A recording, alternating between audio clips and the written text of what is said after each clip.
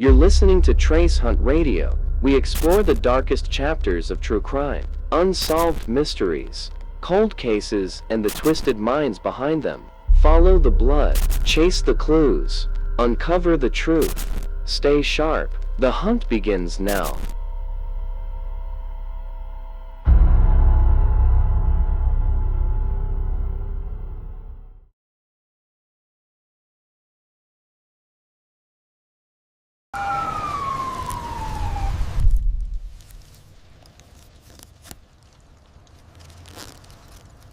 They called it opening night. Fresh paint on the boards. A new logo sealed beneath glass-clear ice. Families in knit hats pressing palms to the plexi while a Zamboni carved perfect ribbons of shine. And then the ice sank. Not much, just a shiver across the far end zone, like a breath held too long. The compressor bucked, the gauges stuttered, and a tech sprinted toward the hiss building underfoot. He knelt, pressed his ear to the frozen surface, and heard it. The soft, steady whisper of refrigerant escaping into the sub-slab gravel. They cut the plant. The rink went silent. In the glare of work lights, a crew chipped through the glaze to reach the leak. Ice fractured, white crystals blooming like snowfall in reverse. That's when the pattern emerged, 2 arms swept wide, legs together, a head haloed in frost. A snow angel. Only it wasn't playful. It was a silhouette etched where coolant had bled, melt refroze, and bled again, mapping a shape the builders never meant to trap. They drilled. The smell of glycol and wet concrete filled the air. When the auger bit through the last layer, the foreman dropped his wrench and stepped back, eyes fixed on something buried in the gravel bed between the heating loop and the vapor barrier. A sleeve, blue, frozen to the stone. In a building raised for cheers and slap shots, the rink had preserved a secret under glass, a body, carefully placed during construction, the ice poured right over the grave. This is the story of a killer who used cold and concrete as a coffin and the forensic trail that thawed the truth. October 12th, 2024 to 2114. Opening night at the brand new Riverbend Community Ice Center sounded like you'd hope it would. Kids thumping rental skates on rubber mats. A brass pep band up in row C, the Zamboni finishing its slow last loop while phones filmed the mirror slick sheet. The logo at center ice and Arctic Fox glowed beneath the glass like something preserved. Then the ice shivered. It was subtle. A tremor in the far end zone where the corners meet the dasher. Fans didn't notice. But Mason Karp, lead ice technician, felt it in his boots on the catwalk above the plant room. A sustained hiss rose beneath the music, too long, too steady to be a valve equalizing. His eyes dropped to the supervisory screen. Brine supply minus 9.7 degrees Celsius. Brine return minus 6.1 degrees Celsius. Dolly P 14% in under 90 seconds. Suction pressure jittering against the low alarm. He killed the music with one slap to the wall switch. The arena fell to a wet, expectant quiet. "Everybody off the ice," he called through the PA, voice even. "Plant issue." 2 minutes. Hoots faded. Blades scraped toward the gates. In the hush, the hiss became a whispering thread snaking through concrete, a leak somewhere in the slab-fed piping or a compromised joint at the header trench. Karp grabbed his thermal wand and crossed the rink, the surface still puck-perfect under lights. He crouched at the far corner and pressed the sensor to the ice. A bruised blue blob pulsed under the surface, a cold wound fighting the heat load of hundreds of bodies. "Cut plant," he told the assistant. "Now." 2118, the compressors spun down. The hum died. The ice exhaled. How a rink is built, because it matters. They'd poured this building like most modern rinks. Compacted subgrade, then a gravel bed for drainage. A vapor barrier, XPS insulation. A heated floor loop beneath the slab to prevent permafrost and heave. Then the freezer slab itself, rebar reinforced concrete laced with a grid of HDPE brine pipes. Above that, thin paint layers, then 25 to 35 millimeters of ice. It's a sandwich, warm below so the ground doesn't freeze, cold above so the ice does. If the cold migrates down, say, because brine leaks through a crack, the delicate truce breaks. Things shift. Things sink. The first cut. Under work lights, the maintenance crew rolled out a hot tap drill and an ice saw-thing chainsaw with a serrated, cold-hardened blade. Carp scored a square in the suspect corner. Frost detonated in glitter. They levered up the first pane like a jeweler easing a crystal from setting. Under the ice sat the painted primer, then gray concrete hair-lined with contraction joints. Carp misted alcohol to clear the fog and pressed his palm to the slab. Cold radiated from within. Not surface cold core cold. He marked a drill point and took the rotary hammer through the slab. Dust coughed white. At 120 millimeters, the bit hit void, then grained the packed gravel bed under the slab. A breath of air came up, sharp and sweet with glycol.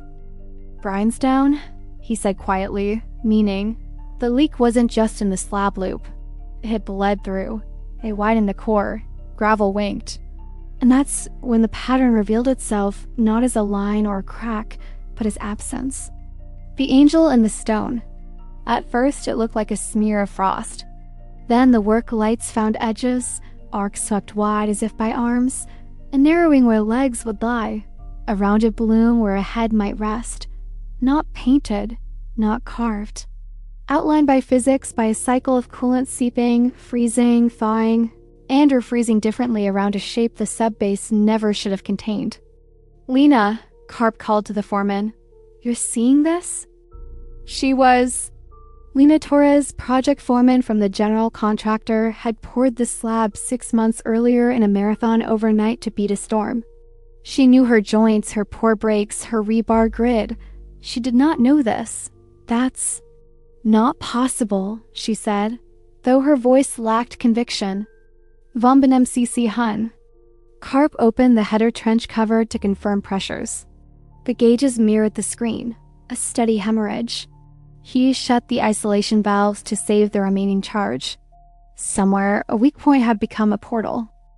"Call the city," he told Lena, then added, "and the police." Evacuation. 21:27. The public was ushered out with apologies and comped passes. Parents gathered bags. Teenagers argued for one more picture against the glass. The band dragged tubas up the stairs. The building emptied into the night, steam from mouths mixing with Rink fog. Behind the closed doors, the arena changed character. It became a job site again, not a playground. The crew chalked the silhouette's perimeter on the slab, like mapping a crime scene through stone. Carp cut a second core at the arc of the arm. More glycol breath, more gravel glitter. He sunk a hand into the hole in a nitrile glove, fingers combing pebbles, feeling for pipe, for clamp, for anything. He felt fabric. He froze. His other hand shook once, the kind of shake you feel when the body knows before the mind. "Get a camera," he said. "Don't touch a thing." What the plant remembered. While Torres made calls, Carp pulled the last hour of SCADA logs.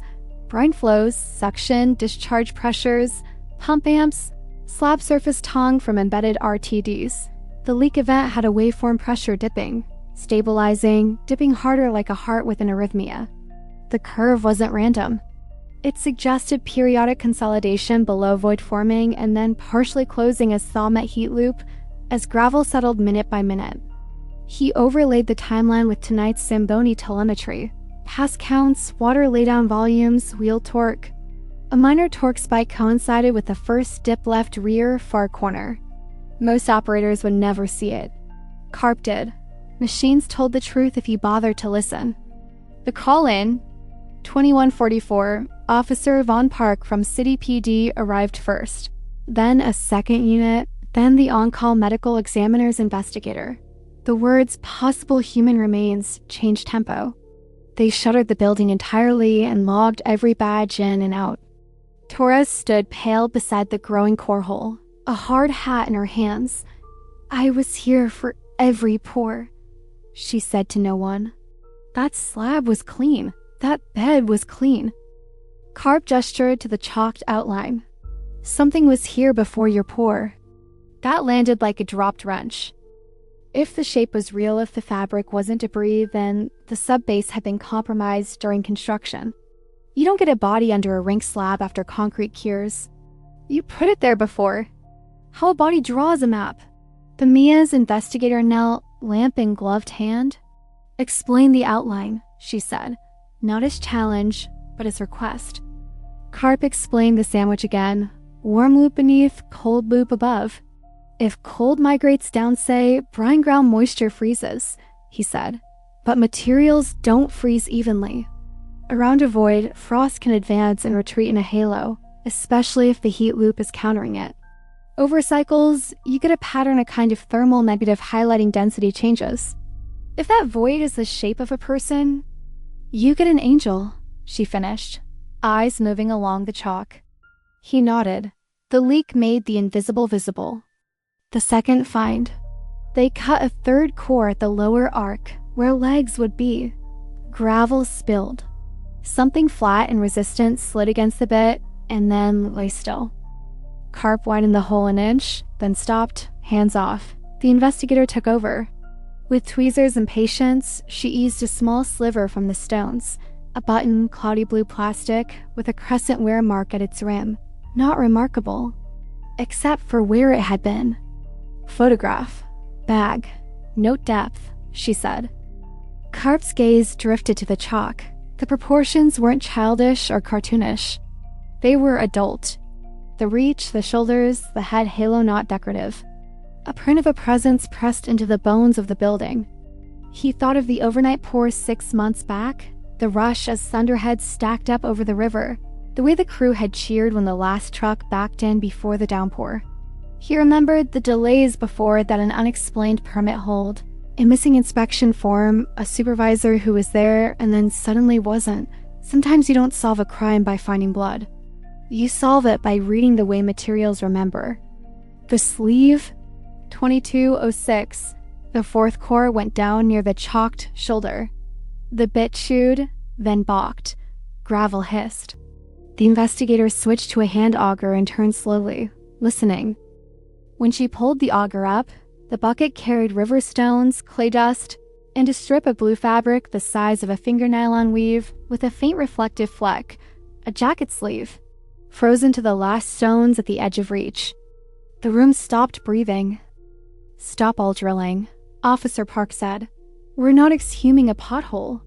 This is a controlled recovery." Carp backed away, eyes still on the hole. The plant was quiet, the ice gone matte without circulation, the Arctic fox at center dulled to a gray ghost under light. Behind the dasher board, a poster still read "Welcome to Opening Night." In the corner, the chalked outline waited, an accidental icon drawn by fluid dynamics and secrecy. On paper, this had been a perfect building. Under the slab, someone had poured a grave. 2211. Park keyed her shoulder mic. "Dispatch? Confirm. Notify homicide. Notify DS office. And flag city building inspections for Riverbend. We'll need construction logs, pour schedules, access badges, and the names of every subcontractor on that slab." She looked at Carp. "No one touches that plant again until forensics is finished." He nodded. The compressors slept. The Rink, raised for cheers, had found its first truth, and it wasn't about hockey. It was about time and how even ice can't keep a secret forever. October 13th, 2024, 7:12. The Rink was quiet enough to hear the building breathe. No music, no blades, only the hum of portable work lights and the scrape of tripods as crime scene techs set a 3D scanner on its first station. Officer Von Park signed the scene over to homicide, forensics, and gathered everyone against the boards. The Amy's investigator, 2 CSU photographers, a structural engineer, the general contractor's foreman Lena Torres, and ice tech Mason Carp. 2 priorities, Park said. Recover remains without destroying context. Preserve the slab for timeline reconstruction. No freelancing. The chalked outline in the corner arms wide, legs together, weighted like a negative photograph. Overnight condensation feathered the lines. Text mopped gently, keeping the chalk intact for imaging. A laser unit mapped the Rink, boards, header trench, saw cuts, and the angel. A body in a building sandwich. Before anyone touched concrete, the structural engineer walked the room through the layers again. Subgrade, compacted soil. Gravel bed for drainage. Polyvapor barrier, XPS insulation. Heated floor loop, PEX, to keep ground from freezing. Freezer slab, rebar plus brine piping. Painted base plus ice. If a body's in the gravel, he said, it had to be placed before the vapor barrier went down or the slab was poured. No one crawled under after the fact. That single sentence reset the room. Whoever did this intersected construction schedule, access, authority. The cut. 8:03. The saw crew returned, now working under Amy direction. They scored a 1.5 x 1.5 meter square that encompassed the chalked head and shoulders. Water suppression kept dust down. CSU bagged the slurry from the kerf for later testing. Carp and a laborer eased 2 steel lifting eyes into drilled anchors. With a slow whine, the crane hoisted the concrete panel clean. Cold breathed up through the hole. A sweet chemical thread glycol and the mineral smell of wet river stone. Under the slab lay the vapor barrier, cloudy poly sheeting, torn in 2 places, edges curled and dirty. A gloved finger traced the rip. It wasn't a neat utility knife line. It was stretched, crushed, then pierced, consistent with weight pressing down from above while gravel shifted beneath. Photograph. Grit it, the ME said. Excavation, not demolition. They didn't dig with shovels. They sieved. A vac truck stood by, but the first 30 centimeters came out by hand into forensic screens, 1/4 inch, then 1/8 inch mesh. Every stone was context. Every foreign particle was a clue. 8:41. The first personal effect surfaced. A plastic button, cloudy blue with a crescent wear polish at one edge. Bagged, tagged, depth recorded. Then a zip tie, cut at a steep angle. Then a fragment of reflective piping, the kind that rims sleeves on cold weather work jackets. "Hi, wheeze," Torres murmured. She looked stricken. "That's site gear." Carp met her eyes. Could be a visitor jacket. But both of them knew most visitors never came near the slab during pours. Cold changes everything cold preserves. Not like a freezer, this wasn't cryonics, but the gravel bed, insulated above and gently warmed below, had kept hung low and steady. The ME explained it simply for the report. Low oxygen, low microbial activity, low temperature. Expect slow decomposition, preserved textiles, and intact hair. Bone will be stable. We will not detail condition for press. We will treat this person as a person. No one argued. The Rink suddenly felt like a chapel. The silhouette makes sense. The snow angel wasn't whimsy. It was physics. A small leak from the brine loop or header trench migrated downward through hairline slab cracks during pre-opening tests. Glycol water lowered the freezing point of pore water and gravel. The heat loop below tried to counter, creating freeze-thaw microcycles. Around a void, a human form, heat moved differently than through uniform stone. Over weeks, microscopically different frost patterns outlined the edges of the void, telegraphing a human shape through the slab. Leak made the invisible visible. Carp said again. The ME nodded. And you listened. Contact. 9:22. The tines of a wooden probe knocked something that wasn't stone. CSU cleared 10 more centimeters. The ME switched to brush and spoon, the same slow care used on shallow graves and fields. A sleeve appeared, first blue nylon with reflective flecks. It was still wrapped around a forearm. No one described anything else out loud. They didn't need to. A CSU photographer documented every angle, every centimeter of clearance, every pattern of gravel, every crease of fabric. They paused and called for a moment of silence. You don't have to, in a rink.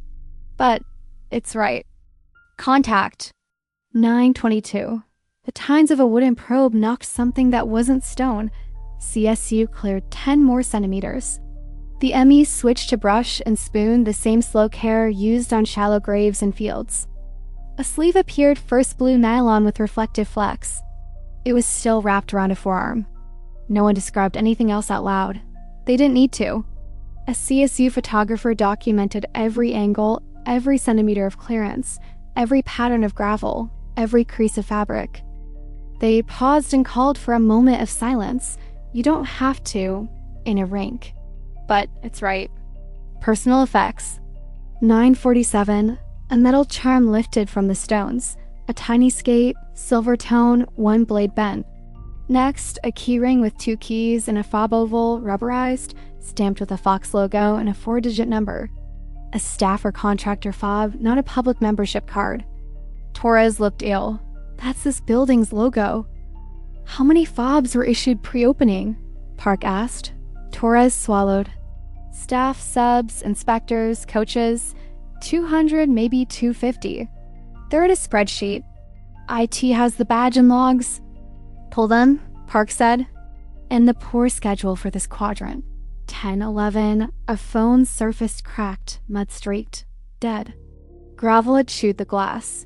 CSE marked it for chip-level extraction later. Even dead phones speak. Last pings, app caches, paired devices. Then a bracelet, braided skate lace with metal tips. 3 letters were etched into one tip with a hobby tool. Not clean but legible. Aim hey. The room changed temperature, though the air stayed the same. I know that bracelet, Karp said quietly. He looked to the boards to a wall of flyers under plastic. It's the fundraiser merch the youth program sells. Torres put a hand on the rail to steady herself. Respectful recovery. They didn't remove the body in one lift. The gravel bed was loose, the vapor barrier ripped, and the layer interfaces fragile. The ME decided to block lift. Foam braces built around the form, canvas straps set, the void undercut in tiny arcs. Each scoop of stone was logged by depth and quadrant. Q1 head left, Q2 head right, and so on. Anything found in a quadrant stayed with that quadrant in labeled bags. 11:03. The coffin of gravel and fabric was ready to rise. The room emptied of everyone who didn't have to be there. Silence again. The lift was slow. The form rose straight, supported, shaded by gloved hands, and carried to a gurney. A clean sheet came down. Themi closed her notebook. Female appearance, she said, voice careful. Adult. Clothing consistent with cold weather outerwear and athletic underlayers. Personal effects consistent with local Rink affiliation. No more details for now, Park added. We notify next of kin only after primary identifiers. The quick identifiers and the careful ones. Fingerprinting. Cold can preserve rich detail. CC took prints on site using a gentle warming pad. 2 good digits. Dentition. A dental camera captured occlusal images. Any dental work would fast-track identification. DNA. A hair root and buccal swab, if possible, were booked for a lab rush. Clothing brands, sizes, recorded. Blue nylon jacket with reflective piping. Base layer with a small stitched Fox emblem at the hem. Fob number. Logged and sent to the Rink's IT, access control vendor for assignment lookup. The quick identifiers and the careful ones. Fingerprinting. Cold can preserve rich detail. CUC took prints on site using a gentle warming pad. 2 good digits. Dentition. A dental camera captured occlusal images. Any dental work would fast-track identification. DNA. A hair root and buccal swab, if possible, were booked for lab rush. Clothing brands, sizes, recorded. Blue nylon jacket with reflective piping. Base layer with a small stitched Fox emblem at the hem. Fob number. Logged and sent to the Rink's IT, access control vendor for assignment lookup. Park looked at Torres. We'll need that spreadsheet. And anyone who dropped from payroll suddenly during construction. Torres nodded, eyes bright. Time anchors. The medical examiner wouldn't speculate wildly on time of death. 6 months underground can look like 3 under the right thermal regime, but there were anchors they could use. Construction calendar. This slab quadrant was poured April 18th to 19th, 2024. A body beneath it had to be placed on or before those dates. Access logs. Who badged in after hours in the days leading up to that pour. Procurement. How many cubic yards of gravel were delivered, and from which pit? Stone provenance can become a fingerprint. Leak history. Pre-opening pressure tests showed small unexplained brine losses in late September. The outline likely formed between September 21st, October 12th, narrowing the window for the silhouette, not the burial. What mattered for the retired detective brought in as consultant would tell us later was that the killer thought concrete was destiny. They forgot physics has a memory. Transferred to the morgue, 12:06. The gurney moved. Officers cleared a corridor from Zamboni Gate to loading dock. Outside, parents craned behind police tape, trying to understand why a grand opening had become a crime scene. The hearse door closed. The convoy left. Inside, the crew sealed the cut slab with temporary plates and safety cones. The compressors remained off. The fox at center ice was a gray ghost again. Park turned to Carp. "You said you recognized that bracelet merch?" He nodded. "They sold them at Summer Skate. Custom initials." "We'll confirm by fob registration," she said. "But I want names tonight." Torres spoke, voice small. 2 people stopped showing up in April. One was a junior coach who took a job out of state. The other filed a complaint about missing safety gear and never came back after a Saturday walkthrough. "What's the name?" Park asked. Torres swallowed. "Allison McKay?" Everyone called her Ally. Carp closed his eyes. "MK." 12:19. Park's radio cracked. Dispatch to 2 Adam 14 badge vendor confirms fob number assigned to McKay Allison. Status: active through May, then revoked. Park exhaled, not relief, not victory. Just the first necessary certainty. "Okay," she said. "We treat it as preliminary until fingerprints or dental confirm. But we proceed." She looked down at the hole, at the torn vapor barrier, at the chalk lines fading under condensation. A classy community rink had become a murder map. Someone had used cold and concrete as a coffin. The ice-perfect, proud public had given them away. October 13th, 2024 to 1340. Conference Room B at the Riverbend Community Ice Center looked like a war map. Prints spooled across the table A1 sheets for structural. MEP overlays in translucent mylar, and access control roster printed in 9-point font. Detective Yvonne Park drew a neat rectangle on a plan with a felt tip. Rink slab, quadrant C, northeast corner. "That's where we opened," she said. "That's where the angel sat." Across from her, Lena Torres, the general contractor's foreman, pinched the bridge of her nose, then steadied herself and began. "Ground broke August 28th, 2023, she said. "Footings and grade beams by October. Winter pause. We hit subgrade compaction again in March 2024. Then started the stack. Gravel bed, vapor barrier, insulation, heat loop, rebar, brine loop, pour." She tapped each layer on the detail sheet as if naming the bones of a body. Park pointed with her pen. "Who touched quadrant C exact names?" Torres nodded and began the roll call. General contractor, Alder & Co. Her outfit. Concrete subcontractor, River Rock Concrete. Crew boss, Mitch Bear Klein. Refrigeration plant, Polar Loop Systems. Lead, Trevor Vale. Electrical, Schubert Electric. Controls, SCADA. Brine Mind Automation. Aggregate supplier, Big Bend Aggregate, Pit 7. City Inspector Building and Slab, Gavin Rush. Owner's rep, Project Manager, Cole Rasmussen, hired by the city to ride herd on schedule and budget. Rink Manager, Operations, Dana Pritchard, hired late spring to stand up programs. Head Coach, Youth, Owen Hawley, volunteer board member, big voice in town. Park wrote the names in columns, access, authority, motive. She circled Rasmussen, Vale, Klein, Rush. "Walk me through April," she said. "The month the slab closed." Torres slid a calendar across the table. April 8th to 10th, vapor barrier and insulation set. April 11th, heat loop pressure test pass. April 12th to 13th, fry set, rebar grid and supports. Weekend site walkthrough for community board. April 15th to 16th, brine loop installed, header trench prefabricated. April 17, brine loop pressure test minor bleed, reclamped at C quadrant manifold. Cleared by polar loop. April 18th to 19th, overnight pour to beat storm line. Quadrants poured in sequence ADC began 2:20 April 19th. April 20th. Saw cut contraction joints. April 22nd. Cure blankets removed. April 25th. Header trench set. Plant install resumed.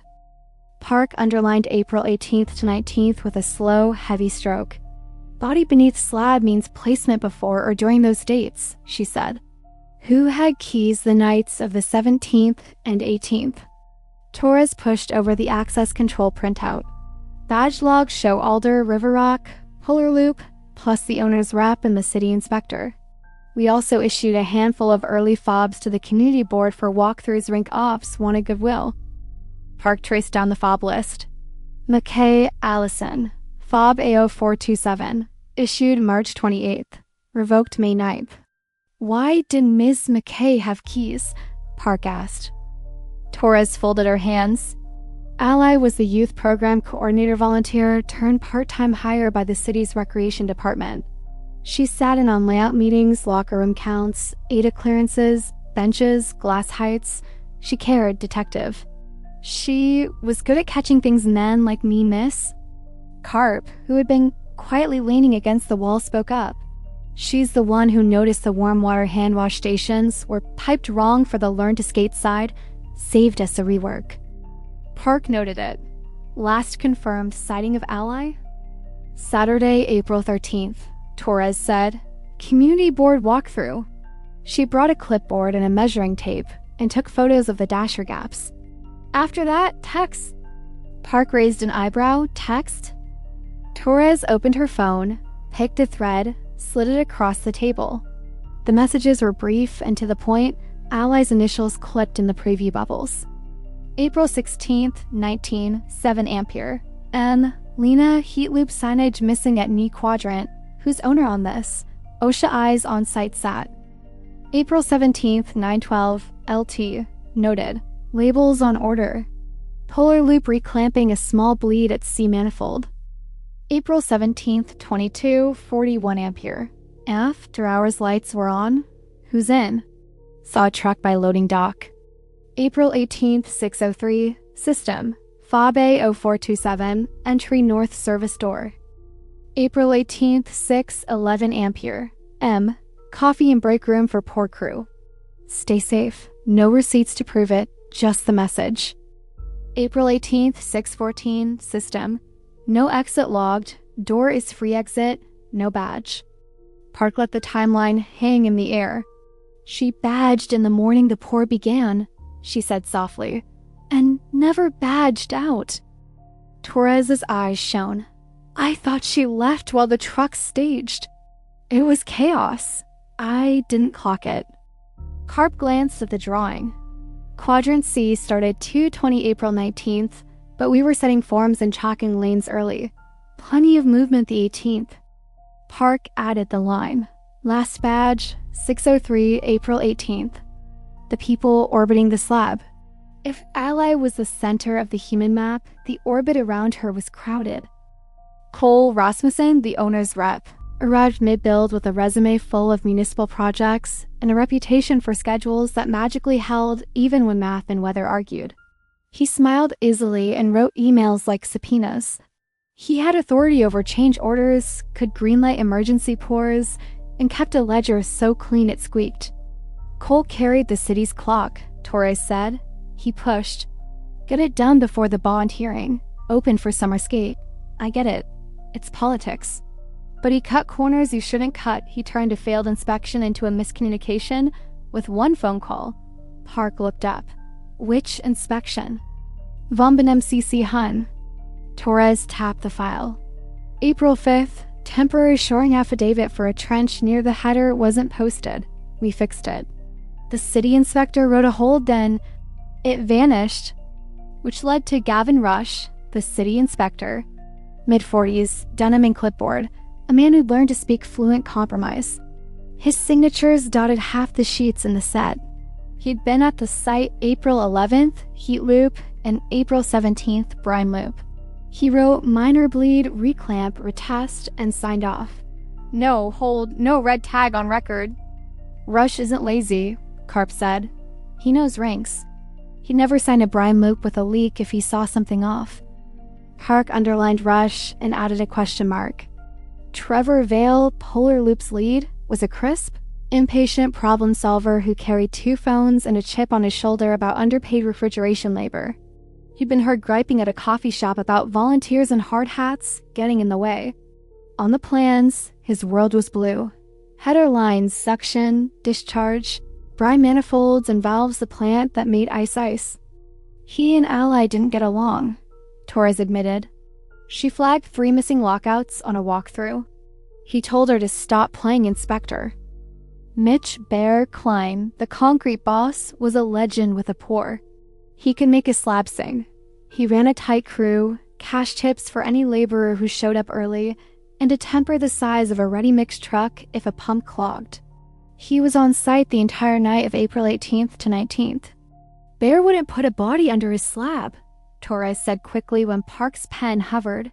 He's crude, not criminal. Gaina Pritchard, Rink manager, hired late May, had nothing to do with the pour. Her concern with schedules and concession stands. Owen Halle, the youth coach, had opinions about everything and a wallet full of donor contacts. He'd tangled with Ally over locker room allocations. Girls hockey wanted equal square footage. She backed them, he didn't. Park drew lines between names, a spiderweb of grudges, authority, access. Who Ally was, beyond the fob. Facts can flatten a person. Park refused to let that happen. She asked for Allison McKay, not just AMK. Carp smiled, small and real. She skated mornings before the concrete trucks started showing up in town. Figure 8 drills, earbuds in. She wore a blue jacket with reflective piping and a skate lace bracelet with AMK scratched into the tip with a soldering iron. Torres added, she wrote letters, real letters, to the city council about rink access for girls hockey. When funding looked iffy for the low-income Learn to Skate, she printed the fee schedule with a big red circle around the line item and taped it to the mayor's door. Park wrote, advocate, detail-oriented, not afraid of pushback. The kind of person who notices when lockout-tagout tags are missing on a compressor and asks why a vapor barrier seam isn't taped. The kind that slows a job when slowing is exactly what keeps people alive. On April 12th, she emailed Torres and CC'd Rasmussen, missing fall protection nets over header trench. Also no eye wash station by plan.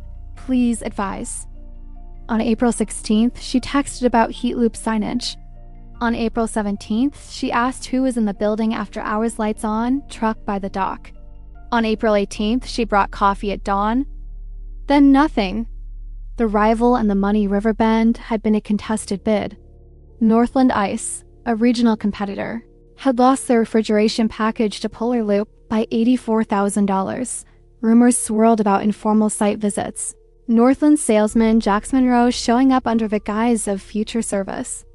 No badge logs showed him, but workers said they saw his beanie in the stands one morning. Follow the money, Burr, the retired detective, had told Park when she called him for consult. He had arrived a half hour earlier and now stood at the whiteboard, drawing 2 columns, change orders and delays. He circled a CO dated April 19th approved at 9:07, less than 7 hours after Quadrant C began to pour. Who signs a change order during an overnight pour? He asked out loud. What was the rush? The line item, additional gravel and vapor barrier augmentation, knee quadrant, $12,400, justified a subgrade irregularity encountered at pour.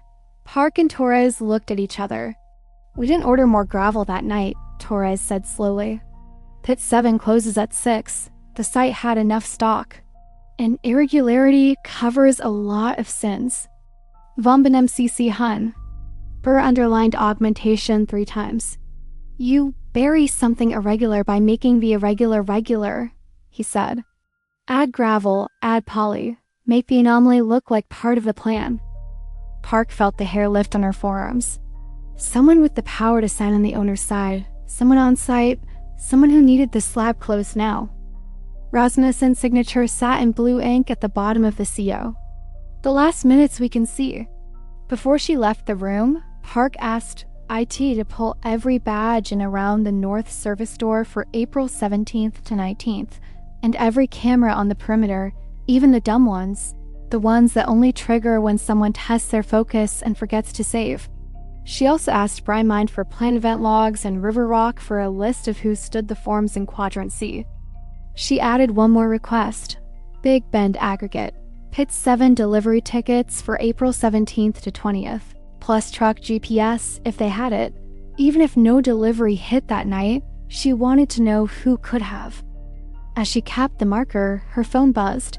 A text from CSU at the morgue. Fingerprint match pending, dental promising.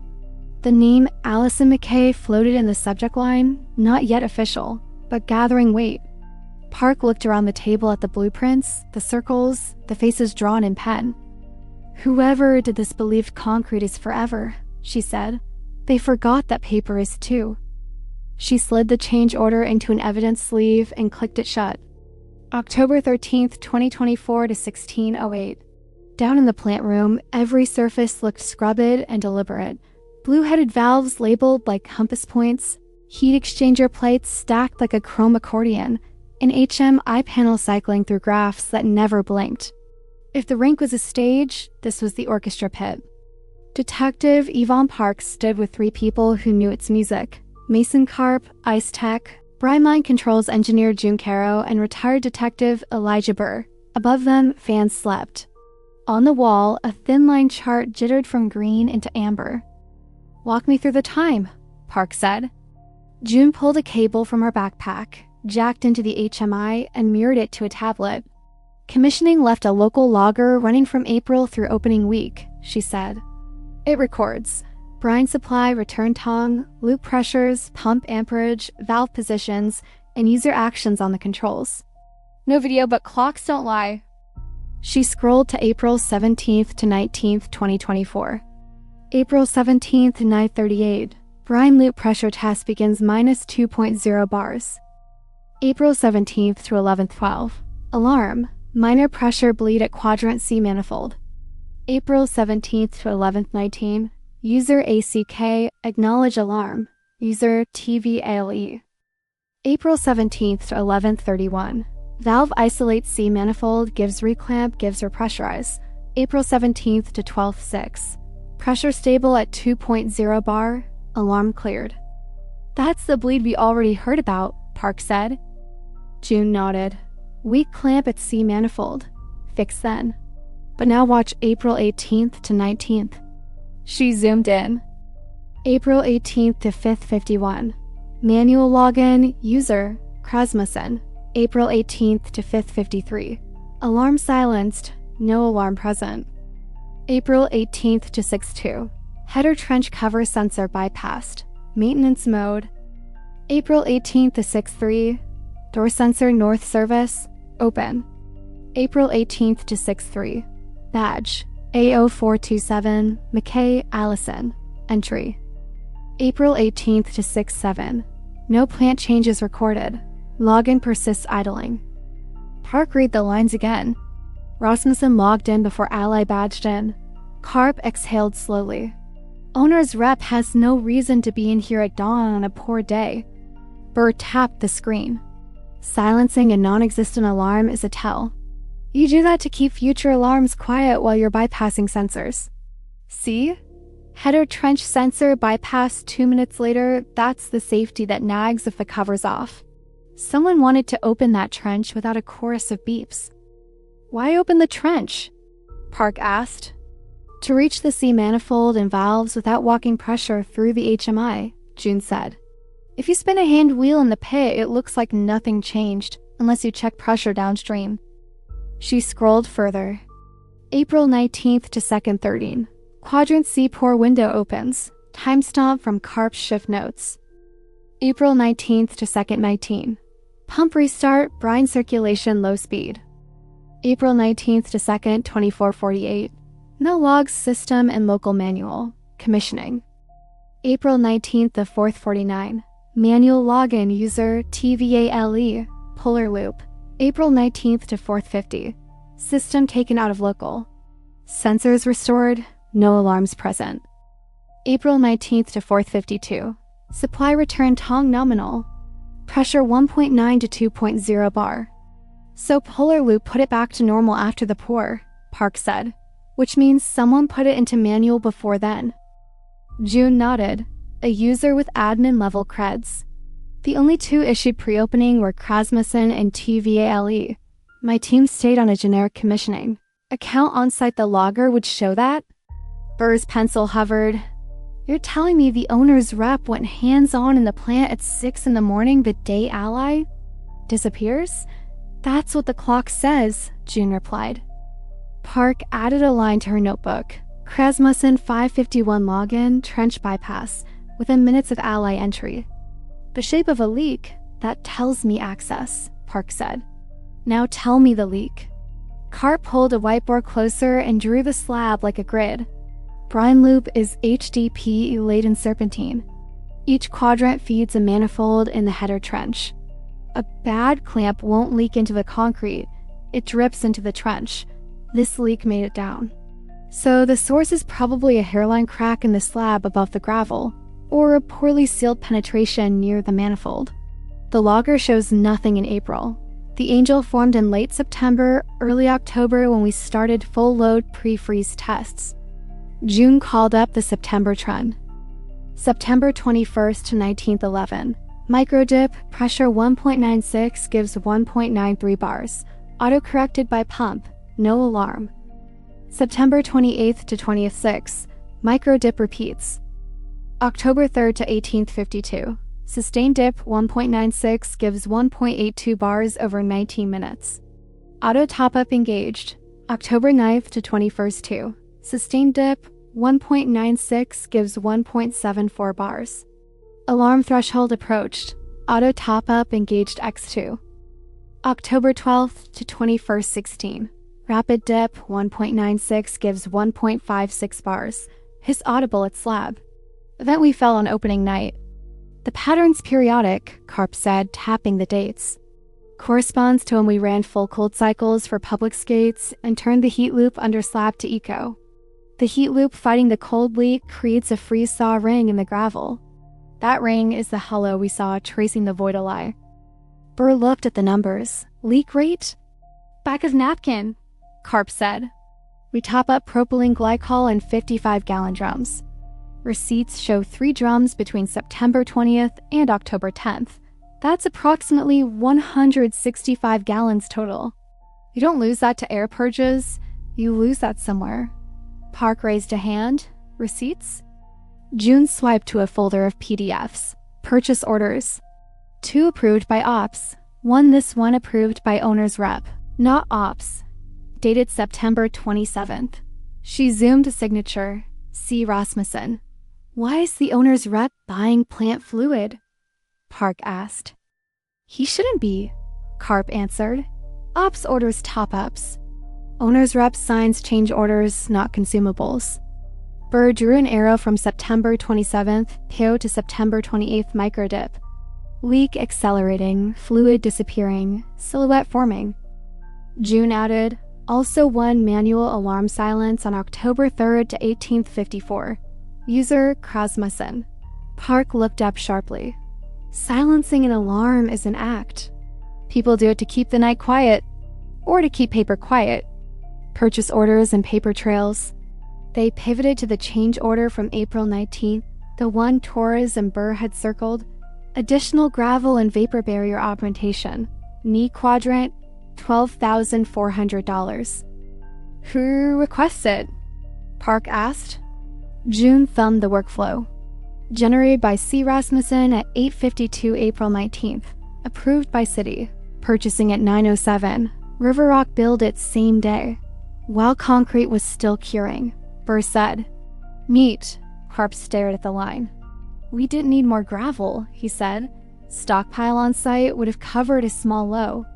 And you don't augment a vapor barrier after the pour. That's nonsense. Park wrote nonsense next to the line item and underlined it twice. Then it's a story. A paper story to explain a thing you can't otherwise explain. Like why you open the header trench at dawn, Burr added. The manifold itself. Can we see C manifold? Park asked. Carp popped the trench cover. A cold metallic breath rose the scent of iron and old paint. He pointed his headlamp at a tidy forest of valves and couplers, each labeled a D and out to loops 1 to 12. June ran a finger down the label. C loop 9. A coupler gleamed newer than the rest. The electrofusion stripes still ink black, not faded gray. That's a replacement, Carp said. We did our original fusion on the bench dates stamped March. This looks later. Park squatted. Date? June peeled back a thin plastic tail. In tiny laser etch, the 22nd of September 2024. The coupler went in September 22nd, she said. Somebody opened the trench and replaced a connector in the C run then? Park checked the logs. No work order on file? Carp shook his head. We log every trench opening with a Loto tag. There's no tag for September 22nd. June scrolled the HMI again. September 22nd to 7th:43. Header trench bypass on. User Krasmussen. September 22nd to 8th:12. User TVAL login. Bypass OF. Burr's voice went flat. You don't need 2 logins to change a coupler if your refrigeration contractor is on site. You need the second when the first isn't supposed to be touching anything. Park photographed the etch, the shiny coupler, the trench interior. Chain of custody, she said softly, as if to herself. Who touched what when? The clock that breaks an alibi. Park had one more clock to check, cellular. She'd already pinged the carrier for Cole Rasmussen's device on April 18th. Counsel would fight the warrant, but exigency covered preservation. The preliminary return was slim tower hits and a single Wi-Fi association at 6:04. Where? Burr asked. Carp didn't need to check. The plant room has a hidden SSID brine mine setup. We use it during commissioning so the HMI can see the logger. It turns on when the panel isn't local. The phone associates automatically if you've paired once. Park flipped her pad to show the line. April 18th to 6:4 Max 7C SSOC brine mine setup. Rasmussen's phone was in this room at 6:04, she said. And Ally's fob pinged the north door at 6:03, Burr added. He's here. She's here. June scrolled one more inch. And April 18th to 6:07, manual HMI screensaver engaged. No actions, just someone standing here watching the panel. While the trench sensor is bypassed, Carp closed the trench. The lid thumped like a period. Why this matters, Park looked at the three of them. This chapter isn't about blood, she said. It's about time. A badge, 6:03. A login, 5:51. A bypass, 6:02. A Wi-Fi association, 6:04. A change order that shouldn't exist, 9:07. A coupler dated months later with another bypass to hide the fix. You bury someone under Quadrant C in April, Burr said. You keep your job by making sure Quadrant C never talks. You quiet alarms, you sign paper, you patch leaks quick and invisible. And then physics bless it draws you a ghost.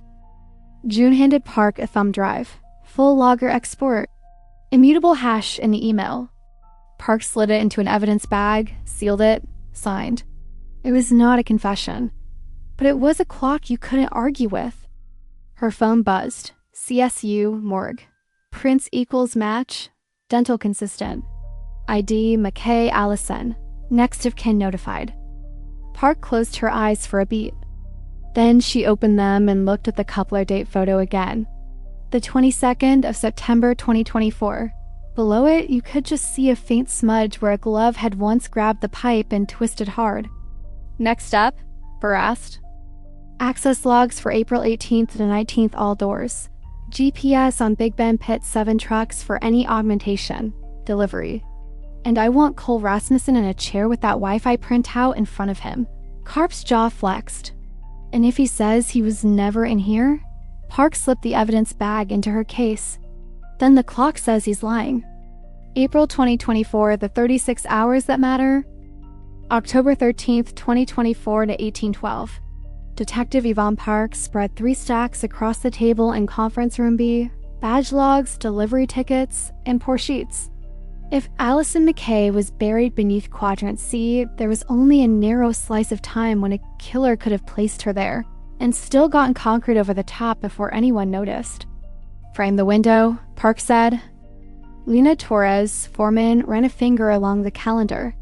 Vapor barrier and insulation finished April 10th. Heat loop test April 11. Rebar April 12th to 13th. Brine loop set April 5th, 10th to 16th.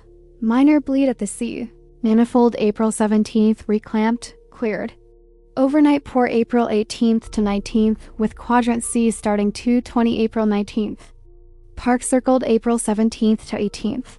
Once the vapor barrier and insulation are down, anything you put in the gravel has to break the poly. Our scene shows a torn, crushed vapor barrier, not a clean knife line. That tells me. Body placed after the barrier. Before the pour. That's our funnel. Who was physically in the building? Park slid over the badge and report North Service Door and Pro Entrance. April 17th to 7th 6, Alder and Co. L. Torres. In. April 17th to 7th 12, River Rock, M. Bear Klein. Crew. In. April 17th to 9th 8, Polar Loop. T. Vale. In. April 17th to 11th 47, City Inspector. G. Rush. In. April 17th to 14th 59, City Inspector. G. Rush. Out. April 17th to 18th 21, Owner's Rep. C. Rasmussen. In. April 17th to 20th 43, Owner's Rep. Out. April 18th to 5th 51, Owner's Rep. In. April 18th to 6th 3, and McKay. Fob AO 427. In. April 18th to 6:38, Polar Loop. T. Vale. In. April 18th to 7th 22, River Rock Staging Crew. In. April 18th to 7th 29, Alder Day Labor. In. April 18th to 8th 10, City Inspector. G. Rush. No badge. Handwritten sign in. April 18th to 9th 4, Owner's Rep. Out. Park underlined the 551-603 pairing. We already know Rasmussen logged into the plant at 551, bypassed the header trench sensor at 602, and his phone associated to the plant sit at 604, ally badged in at 603. She glanced at Torres. Any legit reason for the owner's rep to be in the plant with sensors bypassed? Torres shook her head. Owner's reps sign paper. They don't touch valves. And ally? Park asked. She brought coffee for poor mornings, Torres said. Checked signage. Snapped photos for the youth board. Park wrote, 2 inside before cruise. Trench safety defeated. Opportunity sat on the table in 12-point font. Did the gravel story actually happen? The suspicious change order, additional gravel and vapor barrier augmentation, knee quadrant, $12,400, was timestamped 907. APR 19 mid-cure signed by C. Rasmussen, Park called Big Bend Aggregate, Pit 7 earlier. Now the dispatcher's ledger lay open. April 17th. Last truck out 1742. April 18th. First truck 615. To a different job. None to Riverbend. April 19. No dispatch to Riverbend. Cross-check with GPS, Park said. Torres pulled the vendor export up on a laptop, sausage link trails of blue across a county map. No Pit 7 truck came within a mile of Riverbend after April 12th. Stockpiles on site were adequate for minor touch-ups, but no one logged a yard-by-yard draw from the bunkers. Which means, Burr said, the augmentation was a paper shovel. It covered a tier someone created. It explains a thing that should never have needed explaining. Park slid the CO into an evidence sleeve. Motive for the lie comes later. For now, we prove access plus act. The inspection that vanished. The missing hold from April 5th still bothered Torres. She produced a phone photo from that day. A red post hold tag on the header trench fence, initial GR, Gavin Rush, for missing shoring affidavit. In the city's digital portal, no hold uploaded. The paper trail hopped from April 5th site visit to April 11th heat loop pass, as if the gap never existed. Rush, when reached by phone, sounded defensive. I wrote a hold, they fixed it. I lifted it, he said. We were slammed. I uploaded from my truck. If it didn't hit the portal, that's on my T. You sign off April 17th on brine loop with a minor bleed note, Park said. You come back April 18th. Short stop, Rush said. Owner's rep said they were in good shape for pour. I walked the header for 5 minutes. Forms looked tight, I left. You badge in? Rush hesitated. North door reader glitches. I signed the paper log on a folding table inside. Park lifted the paper sign in. 2 names, 2 signatures. Gavin Rush, 810. Cole Rasmussen, 812. Do you normally sign the same line after the owner's rep? Park asked. Silence. Then, detective, are you accusing me of? I'm asking why a city inspector signs a loose sheet and not a bound log on a day when our owner's rep is already editing the plant. Rush exhaled. I saw what I saw. I didn't see a body under concrete. Neither did anyone else, Park said. That's the point. The tear in the barrier. Back at the opening in Quadrant C, CSU had photographed the polyvapor barrier edges with macro lenses. The tears showed gravel bruising tiny pressure pocks where stones pressed from below while weight pushed from above. A knife cut produces a linear edge. This edge looked dragged and ground, like a heavy thing placed in the barrier, then shifted. The ME noted in her scene report. Crushing and torsion forced the poly to creep and snap, not slice. Park translated in her notebook, body pressed down, barrier tore under load. You don't get that if a roll of poly was simply missed and patched. You get that when you put a person there. Who could lift, who could hide. River Rock's Bear Klein was blunt in interview. We pour what's formed, he said. Forms were tight, chairs under rebar were set. If I'd seen a depression, I'd have screamed. I didn't. Could a void be hidden between the rebar and barrier? Park asked. Only if someone laid extra gravel around it so the rebar chairs sat level, Bear said.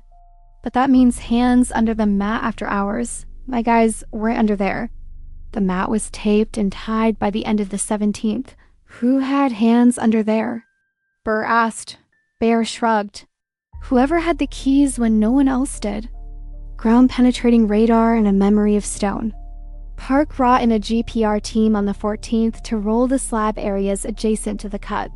The scans showed subtle density anomalies flaring out from the hole disturbances within the gravel layer that radiated in a lopsided oval. On the quadrant seam, the anomalies pinched consistent with a void feathered to meet the mat, exactly as Bear had described. Time of disturbance? Park asked. GPR can't date, but the compaction test can hint. On April 19th, Alder's crew had logged post-pour contact readings at 4 test points per quadrant. Quadrant C showed slightly higher deflection at the northeast corner than the other 3 corners. It wasn't enough to fail a slab, Torres said. It was enough to notice if you cared. Someone cared, Park said. About hiding it. Vomben MCC Hun. Vehicles and shadows. Badge logs put Rasmussen inside at 5:51 April 18th. Cameras? The rink interior was a construction site. The only recordings were exterior poles and 2 interior motion cams pointed at tool cages. The exterior pole camera caught headlights at the north dock, 5:56, a white half-ton pickup pulling in. City fleet? No. The plate came back to Rasmussen Project Services LLC, a personal vehicle used professionally. At 6:41, another set of lights, a Polar Loop van veil arriving on time. At 7:22, River Rock crew trucks. At 7:28, Alder crew. Between 5:56 and 6:41, the pickup was the only vehicle at the dock. Inside, the tool cage motion cam triggered 6:12-6:18, light and shadow across wire mesh. The sound of metal on metal casters rolling, a cart moving. No faces, just the rattle of a dolly and a grunt that might have been a word or just breath. Could a single person drag? Park began, then stopped. She didn't want to speak the sentence out loud. Not easily, Bear said. But with a cart, yes. Down the side, under the mat, shift the gravel, lower the package in. If they'd already torn the barrier at a corner, they could tuck it and feather around. Karp's face tightened. That's what the zip tie fragment we found that explained temporary lash told fabric for descent. Then snipped. Why ally? Why now? The why was forming in parallel with the how. Torres had pulled ally's last emails. 2 struck Park cold. April 12th to 22nd 14 to Torres, C.C. Rasmussen. No eye wash station by plant. OSH at 1910.151. C. Also, header trench lacks posted fall protection nets during after hours. Please correct before Saturday walkthrough. April 16th to 18th 59 to Torres, CC Recreation Deer. Brine Loop area missing lockout, tagout tags. Please confirm vendor schedule. If not corrected, I will file a safety observation with the city. If Ally filed a formal complaint, it would document every corner cut. It would slow the pour. It would threaten the schedule Rasmussen was paid to protect. We're not in motive yet, Burr said, reading Park's face. We're an opportunity. Park nodded, but the words wouldn't leave her head. I will file a safety observation with the city. April 18th to 6/3, Ally walked in. April 18th to 6/7, the plant screensaver idled while a bypass bled quiet. The trench was open. A cart rattled. 30 minutes later, nothing on paper says she ever existed in that building again. Narrowing the funnel. By 1903, Park had drawn a box on the whiteboard. Window, 551-722. April 18th, owner's rep inside. Ally enters. No crews yet. Trench bypassed. Cart noise. Access control. Doors show only Rasmussen and McKay during that span. Polar Loop arrived 6:38. Badge plus van log. River Rock 722. Vehicle. Rasmussen pickup present 556-858. Paper. CO drafted within 24 hours to explain augmentation. Plant. Bypass events tied to Rasmussen's admin login. Anyone else in play? She asked, looking for dissent, for the piece she might be missing. Torres swallowed. If Vale came early and snuck in. He badged at 6:38 and his van shows 6:41, Park said. If he was inside earlier, his phone would have hit the SSID. It didn't. Burr tested. Crew badges start 7:22, Park said. Exterior cams show their trucks rolling at the same minute. Rush? Burr asked. Signed a loose sheet at 8:10. No badge. Not in this window. Then the only adult in the building with authority, a vehicle, and a reason to paper over a problem. Was Cole Rasmussen? Park finished. She capped her pen and looked at the clock on the wall. 1911, the same minute weeks earlier, a pressure curve had dipped. Her phone buzzed. CSU. We pulled the fractured phone's chip. Last Wi-Fi handshake equals 6:05 April 18th. SSID. Lobby cam setup. Park stared at the text. Lobby cam setup was the ad hoc network the electricians used to stage the glass rail cameras, the ones above Quadrant C, if a test cache still lived on that chip. June? Park called into the hall. I need you to try to resurrect a staged camera buffer from April 18th. If there's even a thumbnail left on that chip, we may have a reflection. Burr's eyes narrowed. Of what? Of whoever leaned over the glass at 6 a.m. and didn't think anyone would ever see. She sealed the badge logs into an envelope and stood. Time to bring Rasmussen in, she said, and ask him why his clock keeps putting him alone with Ally. October 14th, 2024, 9:02. Morgue. Fluorescence hummed softly over stainless steel.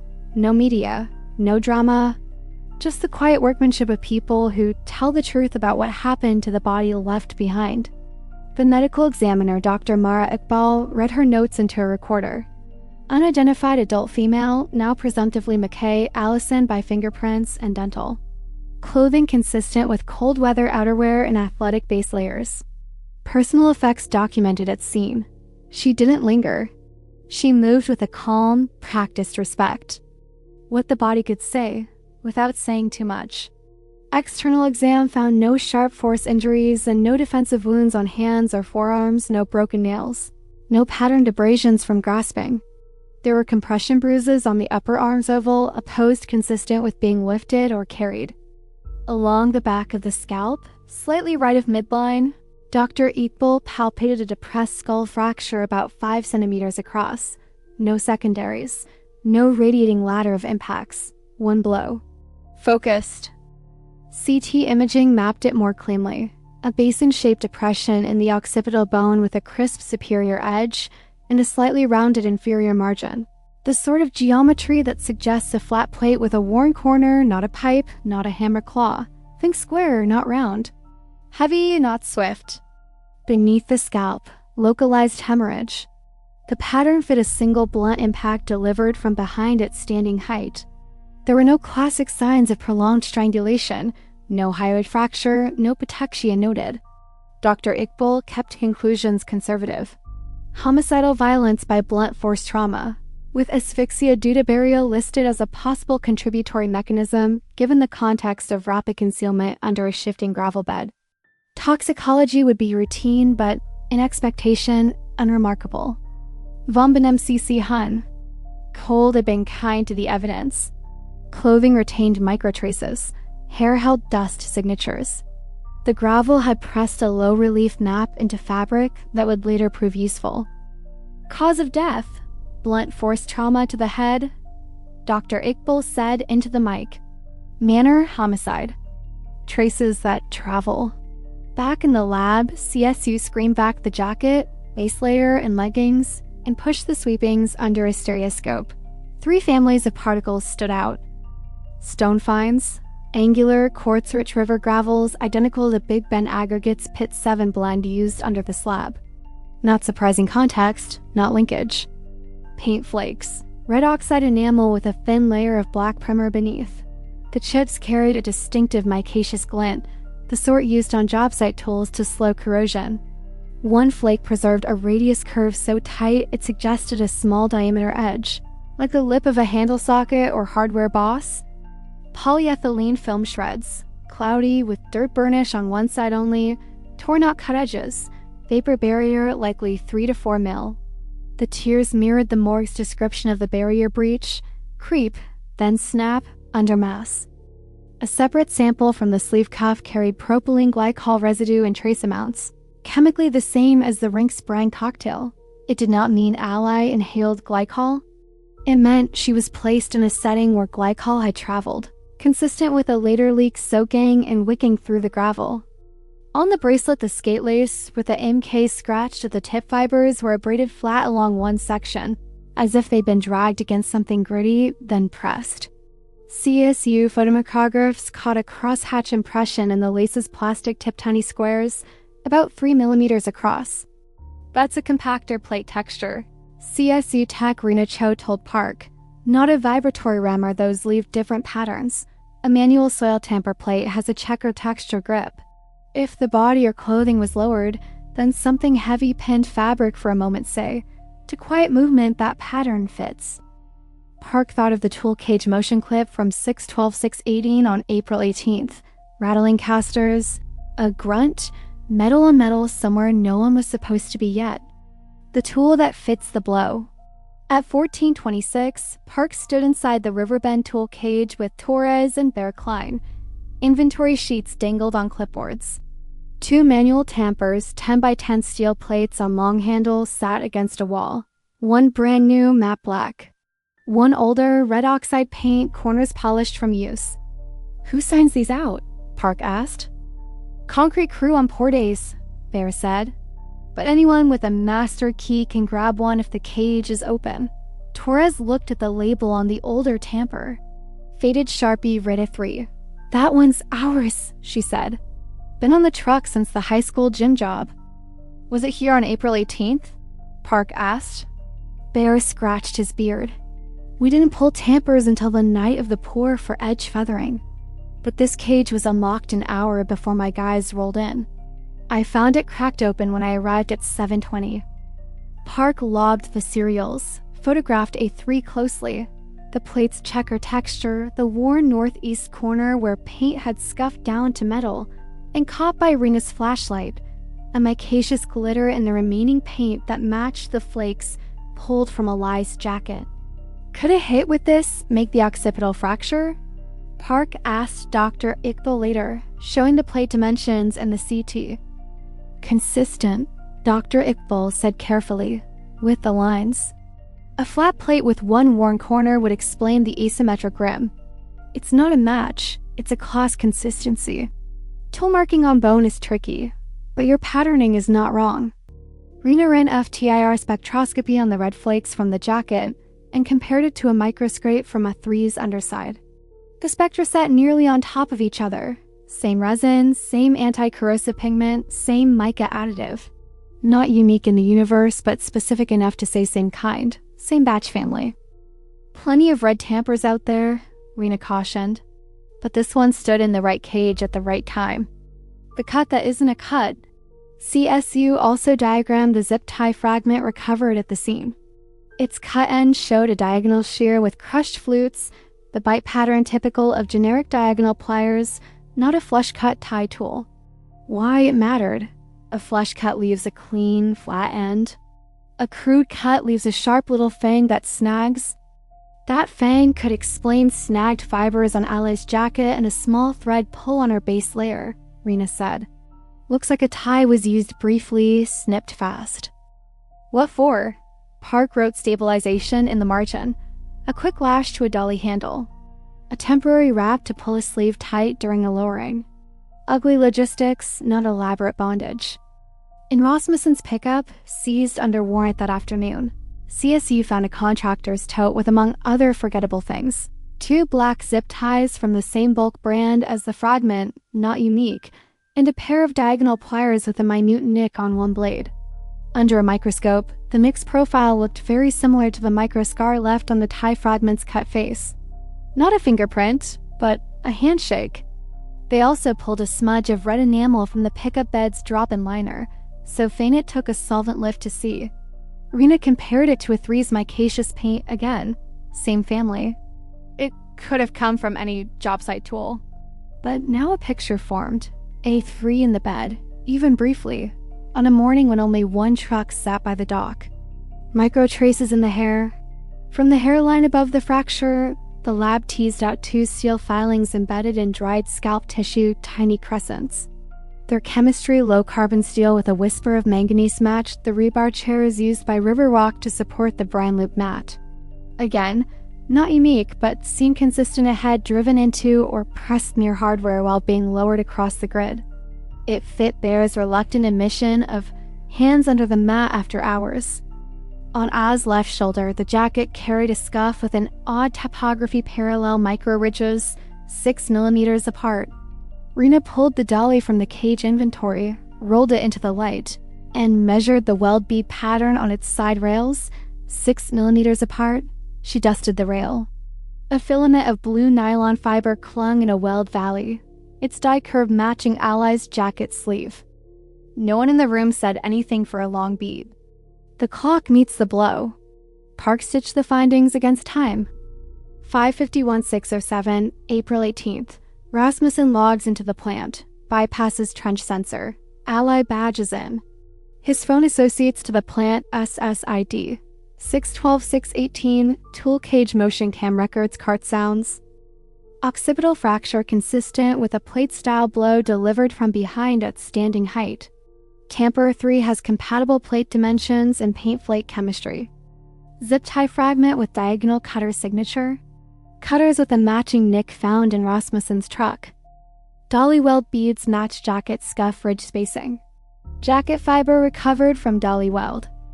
Poly barrier tiers indicate heavy load placed, shifted, then broken through under torsion. Change order papered over augmentation in the exact quadrant hours later. Opportunity without the blow is a maybe, Burr said softly. Opportunity with the blow is a case. Park nodded, but she kept a prosecutor's caution in her notes. Class characteristics, not unique IDs. The weight came from convergence, not magic bullets. What Dr. Iqbal wouldn't let become invisible. At the end of her report, Dr. Iqbal added a paragraph Park underlined twice. The victim's injuries indicate a single, decisive strike from behind. The absence of defensive wounds suggests minimal anticipation, consistent with being approached by someone familiar or in a context presumed safe. Worksite, morning walkthrough. Burial occurred immediately after incapacitation. The constellation of scene and autopsy findings supports rapid concealment rather than prolonged planning at the moment of violence. Any planning lane access and opportunity, not in the act. This mattered. It told a jury something important. The killer didn't have to be a mastermind.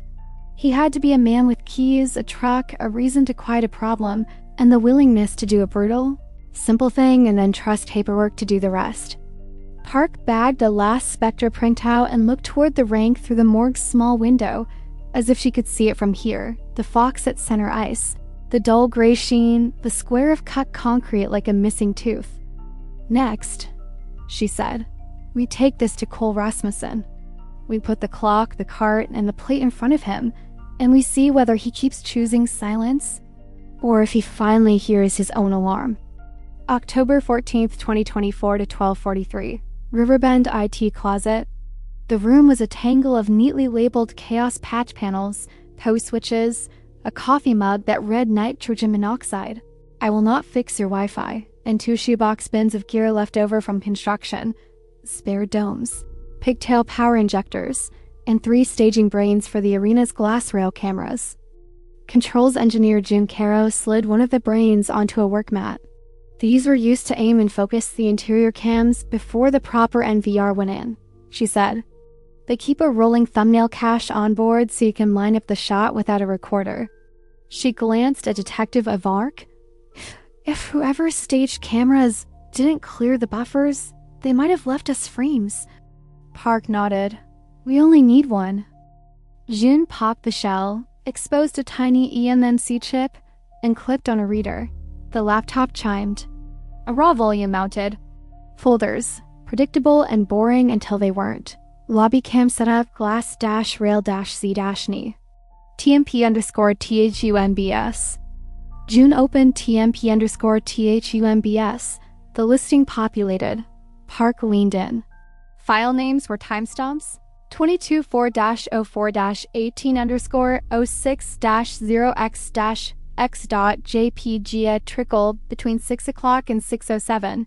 Each file was 1,280 times 720 low-res thumbnails. The staging tool auto-saved when the camera saw motion. The thumbnails weren't pretty, but they didn't have to be. June clicked the first. A pale rectangle, the northeast glass rail above quadrant C. Pre-pour arena lights dim. The next, a bright smear flare from a headlamp, the plexi reflecting long lines. The third, a human shape bent at the waist, leaning over the glass, face indistinct, a hand on the top rail. The lens caught the reflection, not the face enough to give geometry but not identity. Keep going, Park said softly. 6 hours, 3 minutes, and 11 seconds, empty glass. 6 hours, 3 minutes, and 44 seconds. A cart ghosting along the far side of the dasher. 2 wheels visible, a vertical handle, the outline of a tamper plate stacked on its base. 6 hours, 4 minutes, and 2 seconds. The cart stops. A figure hovers, a rectangle glowing in his handphone screen. 6 hours, 4 minutes, and 5 seconds. The screen reflection flares. The status bar reversed. Still legible enough to read a familiar shape. Wi-Fi fan, lock icon, and a network name truncated but recognizable. Mine set up. June exhaled. That's our plant room SID's ID. The phone's still connected while he's at the glass. 6 hours, 4 minutes, and 27 seconds. The figure leans deeper over the rail, forearms pressed, left wrist high. On the thumbnail, pixels break into mush except for a bright metal band catching light on that left wrist. June scrubbed forward. 6 hours, 6 minutes, and 12 seconds. The cart is gone. The glass shows a smeared palm print arc at chest height. The figure is now only a shoulder and elbow rounding away, and then nothing. 6 hours, 7 minutes, and 0 seconds. The thumbnails end the same minute the plant HMI log showed screensaver engaged. Park stared at the time bar. He staged the glass rail camera facing the very quadrant he planned to bury, she said, and he left himself reflected in his own staging cache. June copied the folder to a forensic image, hashed it, bagged the chip. These are not beauty shots, she warned, but we don't need beauty. We need clock, place, action. Geometry doesn't care who you are. Park didn't love relying on slurry thumbnails to identify a man, but geometry could pin a person better than a face sometimes. They brought in photogrammetrist Miko Kessler to do what jurors always find oddly persuasive. Miko placed laser targets along the glass, measured the rail height 1.07 meters, camera height, focal length, and the distance to the far dasher. He calibrated lens distortion from the cache using the printed test grids still taped under the rail. Then he overlaid the April 18th thumbnails onto a model of the rail. Reflections invert across the rail plane, he said, fingers dancing over a tablet. But proportions and contact points survive. From 6 hours 4 minutes and 27 seconds, Miko extracted 3 constants. Left wrist elevation at reflection contact approximately 1.21 meters above the slab.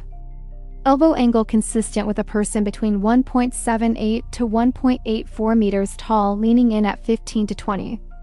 Watch face diameter approximately 40 to 42 millimeters, metal band with 3-link structure. Who wears a metal band watch on the left? Park asked. Most right-handed people, Miko said, not dispositive. But we can measure once we seize models from suspects. Park wrote, height approximately 1.8 meters, left wrist metal band watch. The glass remembers in grease. They lifted the smear arc from the glass with a gel tape commonly used for trace prints on non-porous surfaces. No ridges, gloves. But the gel lifted a faint cocktail. Skin oil, propylene glycol, and a microflake of red enamel with mica again. The same class paint as Tamper 3. It wasn't a fingerprint, but it was a recipe that kept repeating. Everywhere the sky touches, the same constellation follows, CSU Tech Rina Cho said. Glycol, micaceous red, gravel finds. He's making a trail out of compounds he doesn't think about. Li's silent phone whispers. Back at the lab, a different whisper surfaced. Li's destroyed phone recovered from the gravel had a dead battery and a spidered screen, but its baseband and storage had survived. The chip-off extraction returned log entries, last Wi-Fi handshakes and Bluetooth sightings. 6 hours, 5 minutes, and 18 seconds. Wi-Fi association, lobby cam setup, the staging brain's SSID. 6 hours, 5 minutes, and 31 seconds. Bluetooth proximity, device named C or phone. Last seen weeks earlier in a city conference room. 6 hours, 6 minutes, and 0 seconds.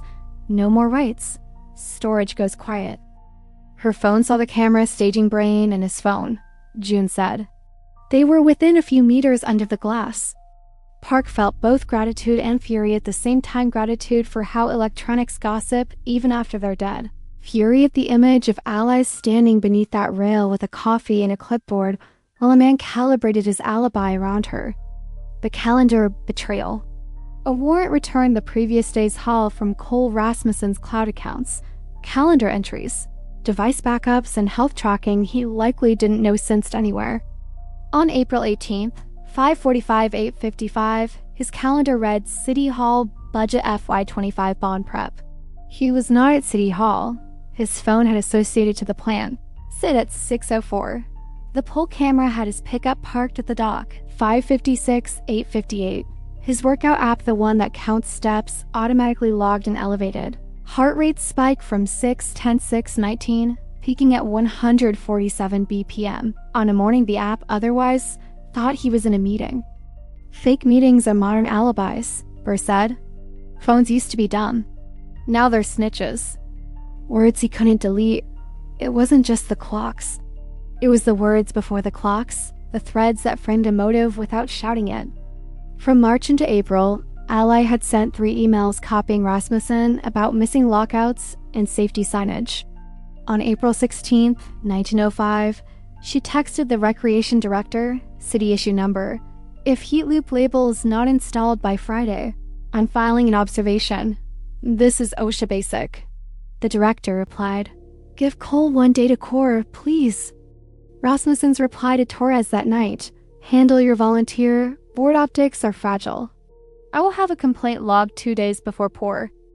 2 days later, Ally came in at 6:03. She never left the building alive. Digital truth gets a face. Park didn't expect a face from those thumbnails, but the metal watch mattered. When they'd first interviewed Rasmussen, he'd worn a conservative suit and rolled sleeves, no jewelry. In a candid Facebook photo from spring, though, he toasted a group at a fundraiser wearing a steel band watch with a distinctive brushed center link and polished outers. Rena printed the crop beside 60427's wrist reflection. The pixels were merciless, but the proportions of link segments and the sunburst-style flare matched better than coincidence deserved. Not a match in the forensic sense, but a signature for a jury with eyes. The last argument a defense will make. Defense will say it's a blur and a guess, Burr said. They'll say a watch is a watch, a cart is a cart, a bypass is a bug. Then we don't sell a photo, Park replied. We sell a clock. She listed it out. Badge, 551, Rasmussen in, 603, Ally in.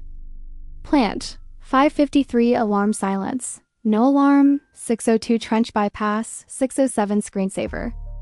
Wi-Fi, 604, Rasmussen phone gives Brymine setup. 605, Ally phone gives lobby cam setup. Cameras, 603, 607, thumbnails, cart, tamper, wristwatch, glass smear. Motion, 612, 618, tool cage rattle. Vehicle, 556, 858, Rasmussen pickup docked. Paper, 907, next day change order to paper augmentation. Coupler, 0922, bypass again to hide bleak consequences. One more ghost. June pulled one more artifact from the staging brain. A config.js Owen file with the last user to save settings. The username was a familiar pattern. Rasmussen at City, truncated, but not enough to hide. Save the 18th of April, 2024, 6 hours, 3 minutes, and 58 seconds. He calibrated the cam at 6 hours, 3 minutes, and 58 seconds, June said. 30 seconds after Ally badged in. He's literally on the rail while she walks under it. Park sealed the drive image and looked at the wall clock 1331. She felt the slow rise that comes before a storm. We're done with ghosts, she said. Time to talk to a person. The interview room waits. They didn't announce the second interview to the press. They didn't perp walk. They called Cole Rasmussen and told him they had questions about the April schedules, change orders, and a plant room log and anomaly they wanted to clear up before final commissioning sign-offs went into the public record. He came in at 15 o'clock, hair combed, eyes steady. He asked for coffee. He smiled at the receptionist. In interview 2, Park laid out the paper first. The change order, the purchase orders for glycol, the calendar meeting that didn't exist. Cole parried with ease. Then she put down the clock. The plant logins, the trench bypass, the Wi-Fi association, the Polcan truck photograph with a time stamp at 5:56. His smile thinned. Then she slid the thumbnails across the table one by one. 6 hours, 4 minutes, and 2 seconds, a rectangle of light, a phone screen reflected in the glass. 6 hours, 4 minutes, and 27 seconds, a metal watch catching light on a left wrist. Next, the gel lift chemistry. Glycol plus micaceous red. Cole stared at the pixels as if waiting for them to rearrange into something else. Mr. Rasmussen, Park said quietly, the glass doesn't care what your calendar says. He looked up. His eyes flicked, just once, to the corner of the room where the camera lens sat like a black coin. Then he leaned back, crossed his arms, and went still. We're done, he said. Park let the silence breathe. When it had grown lungs, she said, no, we're only just beginning. October 14th, 2024 to 1722. City Hall, procurement records, fluorescent hum, 2 banker's boxes, 1 rolling chair that complained about every turn. Detective Yvonne Park didn't need a smoking gun. She needed a ledger that bled. On the table, the change order everyone kept circling: April 19th, 907, additional gravel and vapor barrier augmentation, knee quadrant, $12,400. Signed by owner's rep, Cole Rasmussen. Countersigned by City Purchasing. Billed by River Rock Concrete the same day. Next to it, Big Bend Aggregate put 7 dispatch logs and GPS, which said no truck went to Riverbend after April 12th, and a third stack.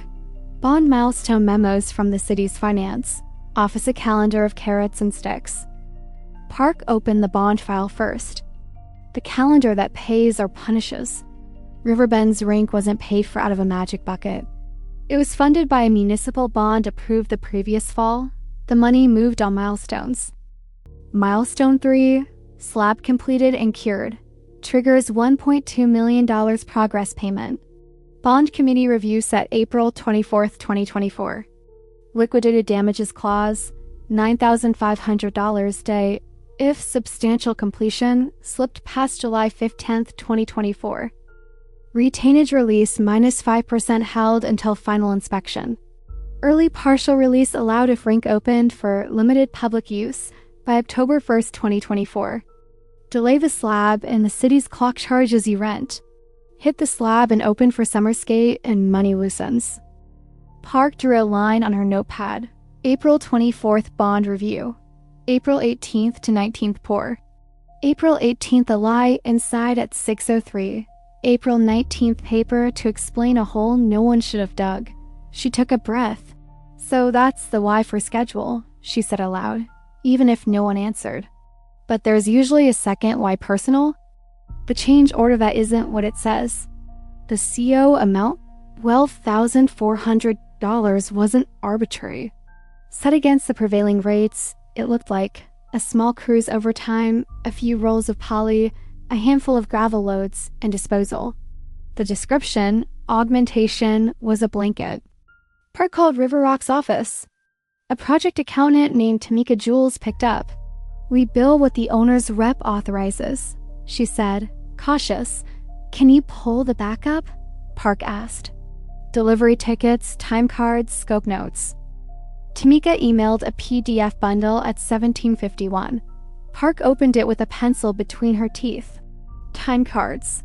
2 laborers and a finisher tagged for Sione AU Guminus 3 hours each, overnight. Poly purchase. A handwritten receipt from a local supply with no tax ID.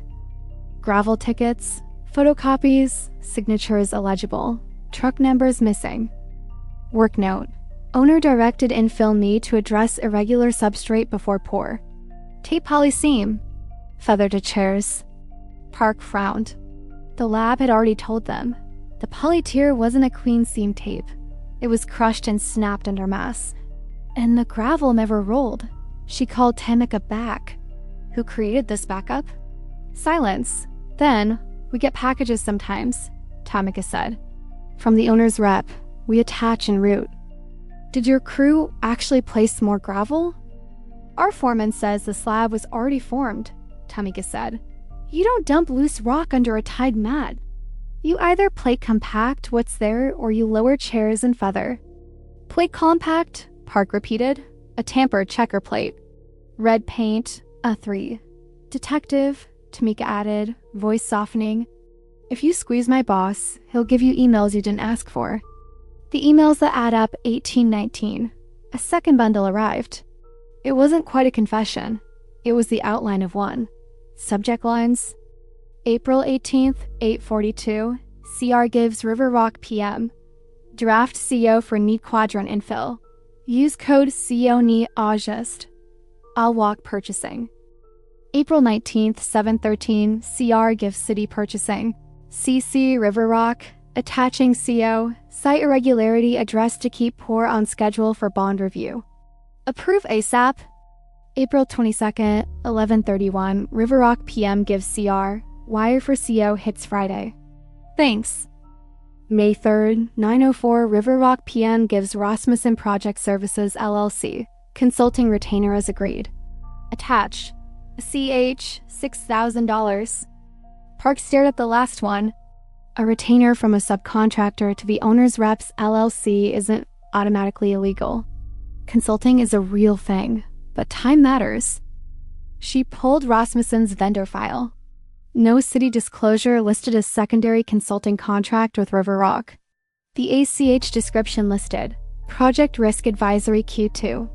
She wrote in the margin, $12,400 CO gives $6,000 retainer. 2 weeks later, motive wasn't just schedule. It was money, or at least the appearance of money, moving too neatly behind a paper storm. Insurance has opinions too. In the owner's rep agreement, Park found the clause she expected. Performance incentive, a $15,000 bonus if the rink hits summer programming by June 30th. $20,000 if full fall programming launched by October 1st without OSHA citations. And in the builder's risk policy, the one that covers big, ugly fixes, Park found the booby trap.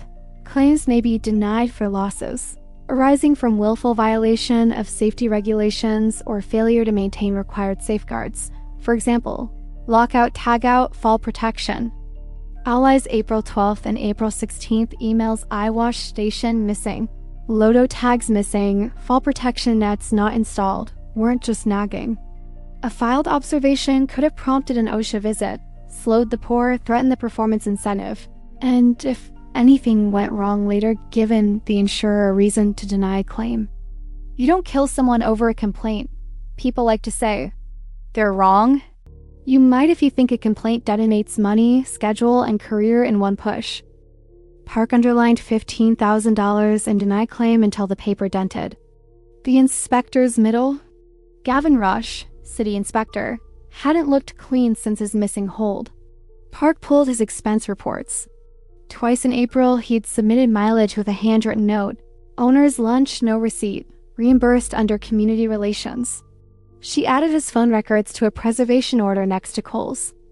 At 1847, a ping from a telecom liaison returned a preliminary, April 18th, 7:58, a 60-second call from Rasmussen to Rush. Rush had told Parky dropped by around 8:10. The call fit. What was said? Not yet known. What was decided? The slab closed that day, and a paper augmentation explained any bumps.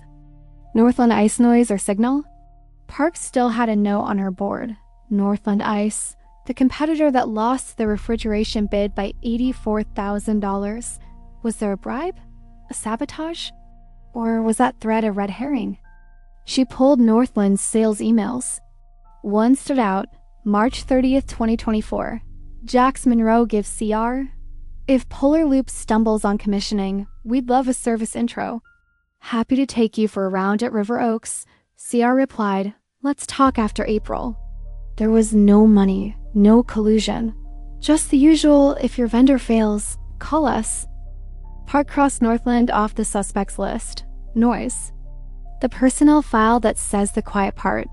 Human resources after a shove produced Cole Rasmussen's file. A memo from the city manager dated January 9th, 2024 laid out his marching orders.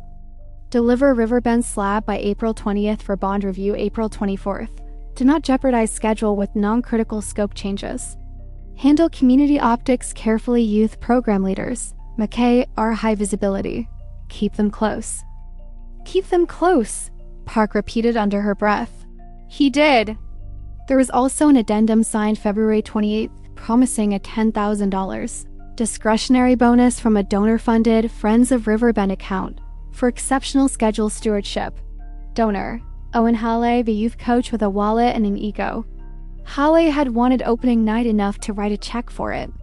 He would swear later he didn't know about any safety shortcuts. He wanted photos with kids and a puck drop. Park wasn't ready to charge him with anything, but she wrote optics pressure and circled it. The ugly arithmetic. The motive ledger now read like a grocery list. Schedule. Hit slab by April 24th bond review to trigger $1.2 million progress. Miss it, and you bleed $9,500 day. Personal. $15,000 bonus for summer programming date. $20,000 if fall goes off without OC dings.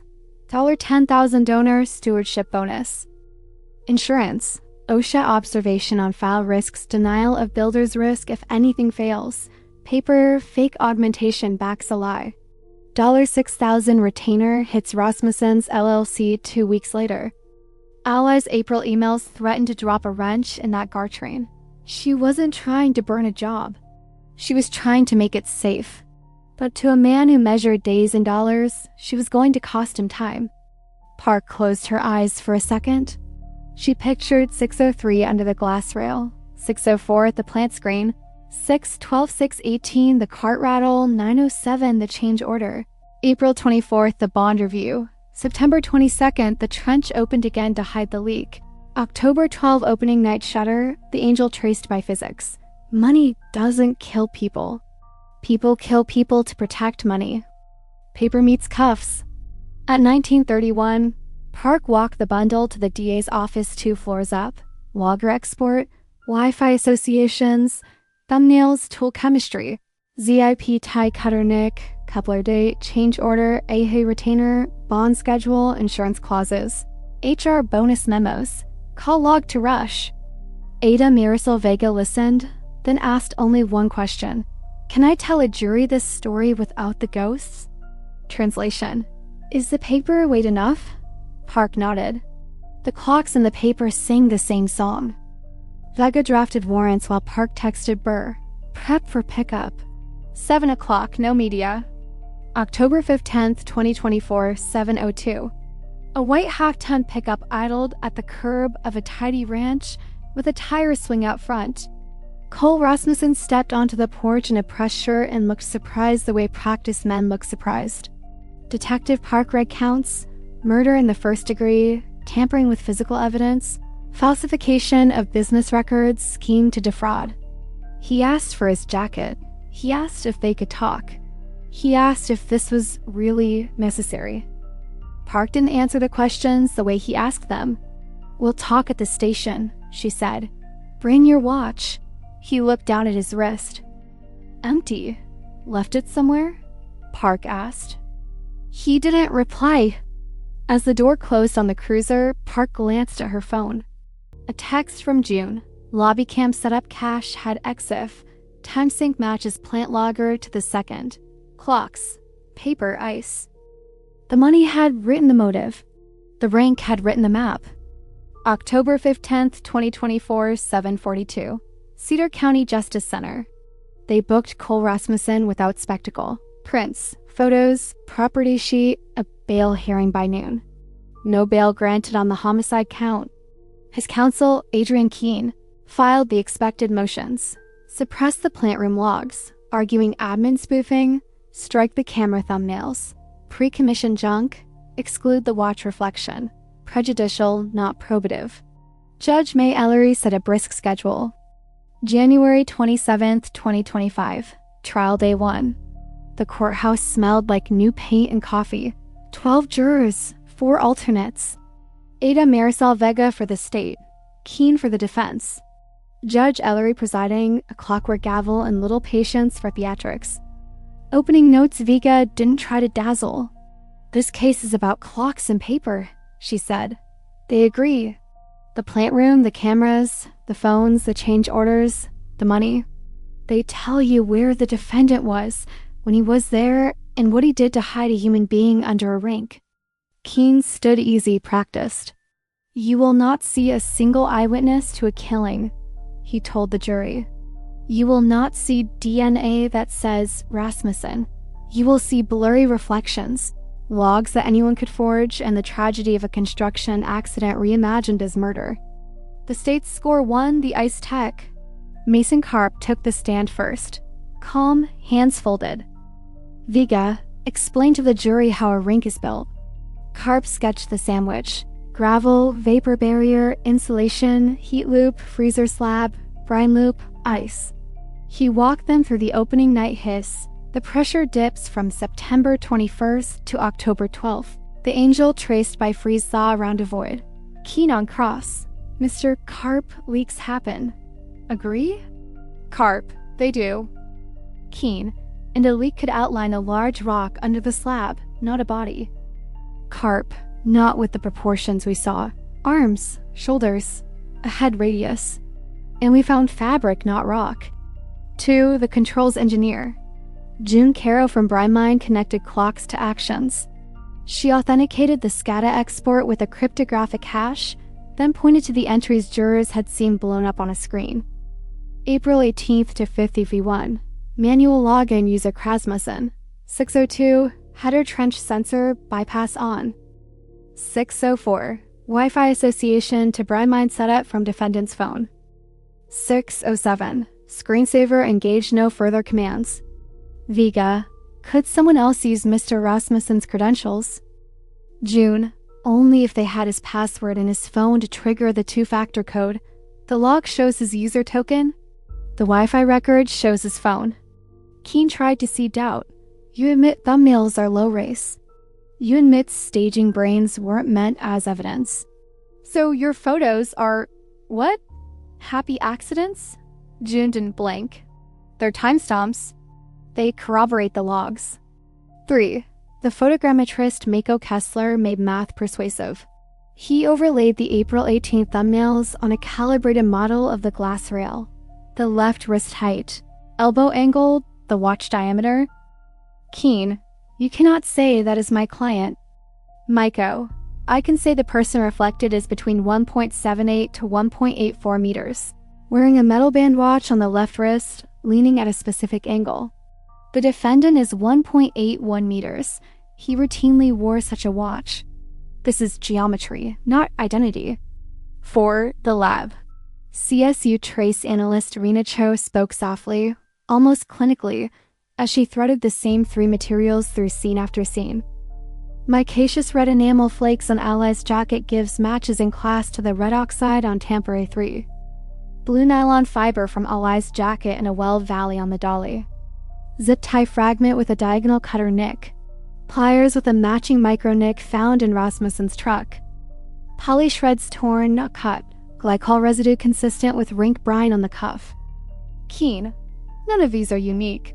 Paints, pliers, zip ties, they're everywhere. Rena, each item alone is class. Together, tied to time and place, they become pattern. 5. The medical examiner.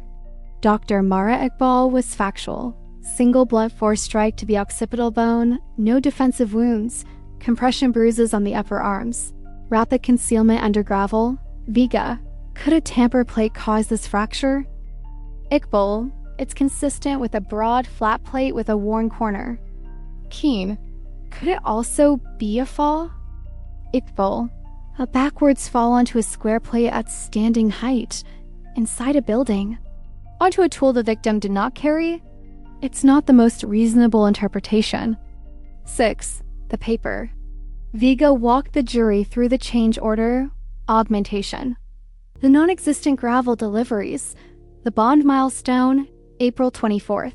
The performance bonuses, $15,000 summer, $20,000 fall, and the $6,000 retainer from Riverwalk to Rasmussen's LLC 2 weeks after the slab poured. Money is motive, Vega said. Paper is behavior. 7. The inspector. Gavin Rush was the wobble in the state's line. He admitted the missing hold on April 5th and the 66-second call with Rasmussen at 7:58. April 18th. He insisted he saw nothing irregular. Vega. You signed a loose sheet at a folding table instead of badging in. Rush. The reader was down. Vega. The reader logged everyone else that morning. Just not you. Rush stared at the witness rail and said nothing. The defense's turn? Keen built in elsewhere. Maybe Polar Loop's Trevor Vale snuck in early and used Rasmussen's login. Maybe Bear Klein's crew feathered a depression and didn't notice. Maybe Ally fell and was panic-buried by anonymous workers who feared OSHA. He called Vale. Vale denied entering early. His van and badge said 6:41. He called Klein. Bear said he never saw a depression and would have screamed blue murder if he had. He called Owen Hawley to suggest a swirl of community pressure that clouded judgment, trying to blur the singular who into a faceless they. Vega stood on redirect and tightened the rope. Mr. Vale, can you explain the 551 login on a credential only 2 people had? He couldn't. Mr. Klein, would you place gravel under a Tide mat after hours? No, Bear said. You'd use a tamper. Then Keen rolled his last dice, the thumbnails. He projected 6 hours, 4 minutes, and 27 seconds. The wrist, the watch glint, blurry blobs. He smiled. You can see whatever you want in a blob. Vega didn't fight the pixels. She put the clock strip under them. 551 login, Krasmussen, 602 bypass. 604 Wi-Fi association, defendant's phone. 603607 thumbnails. Cart, tamper, wrist, 612618 tool cage motion. 556 858 defendant's truck at the dock. Blobs don't drive trucks, she said. People do. The defendant, Rasmussen, did not testify. Keen kept him seated, tidy, composed. His left wrist was bare. Closing arguments. Vega's close was a lattice. Clocks don't love, paper doesn't lie to spare your feelings. They do one job, and here they did it well. April 18th to 51, the defendant logs in. 602, he defeats a safety sensor. 603, Ally McKay walks in to help build the Rink she fought for. 604. His phone connects while he leans over the glass with a tamper on a cart. Minutes later, a cart rattles. Hours later, a change order papers over a hole. Months later, he opens the trench again to hide a leak he created. And on opening night, physics draws a body he tried to erase. Keen's close was a fog machine. No DNA, no confession. No face. A tragedy turned into a story the city can sell. Judge Ellery charged the jury with plain language. Circumstantial evidence can be as powerful as direct, if it convinces beyond a reasonable doubt. Verdict, January 31st, 2025 to 4:12 p.m. The jury filed in. 4 persons stood. On count 1, murder in the first degree, guilty. On count 2, tampering with physical evidence, guilty. On count 3, falsification of business records, guilty. On count 4, scheme to defraud, guilty. Rasmussen stared at the table, jaw set, hands still. In the second row, Lena Torres let out a breath she'd been holding since April. Mason Karp closed his eyes. Marianne McKay, Ally's mother, pressed a tissue to her mouth and nodded once, as if blessing something. Judge Ellery set sentencing for March 3rd, 2025, the date Ally was last alive in another case's timeline. But here just a clean Monday. Remanded, she said. As deputies let him out, Vega looked at Park and didn't smile. She simply tucked a thumb under a stack of exhibits logger hash. Wi-Fi associations, X of times, the change order, the coupler date, the watch reflection, and whispered, "The clocks carried her." Park glanced, just once, at the photo from opening night, the snow angel under the cut slab. It wasn't an angel. Not really. It was evidence. But to a jury who listened, it felt like both. March 3rd, 2025 to 18 o'clock, Riverbend Community Ice Center. The house lights dimmed, not for a game, for a name. The Arctic fox at center ice had been overlaid with a simple crest, MK in blue on white. Skate lace braided around the circle. Parents stood shoulder to shoulder along the boards, helmets tucked under arms.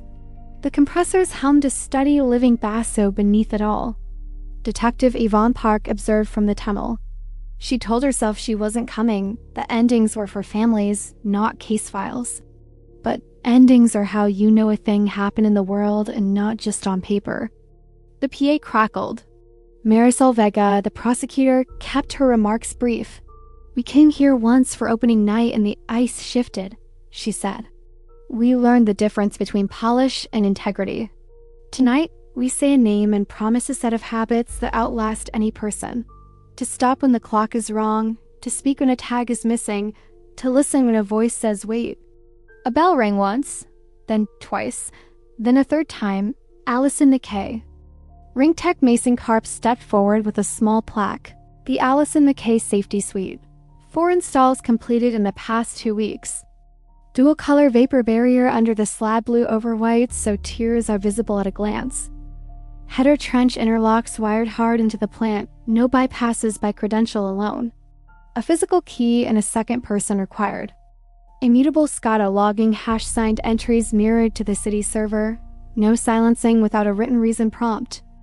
Eyewash and loader boards mounted at eye level, inventoried daily by the ice crew, photographed to a cloud log that public records can request and actually find. The crowd applauded quietly, the way people clap for a pledge rather than a performance. What the city changed and what it admitted. In the month between verdict and sentencing, City Hall did something municipalities almost never do. It admitted where the seams were thin. The city manager issued a memo. All future builds would require an independent, third-party safety officer with authority equal to the owner's rep. Inspectors would badge every entry.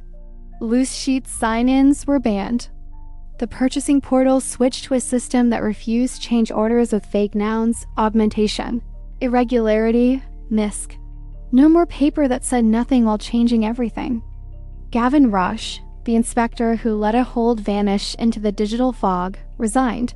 He stood at the back tonight in a wool coat. Park didn't wave and he didn't approach. Accountability sometimes looks like a chair left empty. River Rock Concrete returned the $6,000 retainer, paid a civil penalty, and funded a scholarship in Ally's name for girls hockey officials and safety training. Their foreman, Bear Klein, came to the rink 2 Saturdays ago to bolt the plate onto the wall himself. He cried when no one watched him. Brymine pushed a firmware update to every client in the state. Disable alarm silence unless a second user authenticates.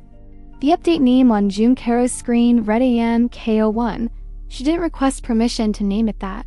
No one argued? The small data that saved a voice. At the far end, a cluster of middle school skaters in matching hoodies whispered in the manner of kids who know they're supposed to be solemn but can't quite manage it.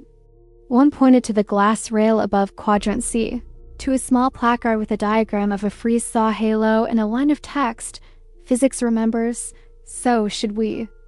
Karp had designed that placard like a mini forensic, a cross-section of the slab, arrows of heat rising and cold sinking, the outline of the snow angel drawn as a dashed line. Beside it, the dates that had anchored the case.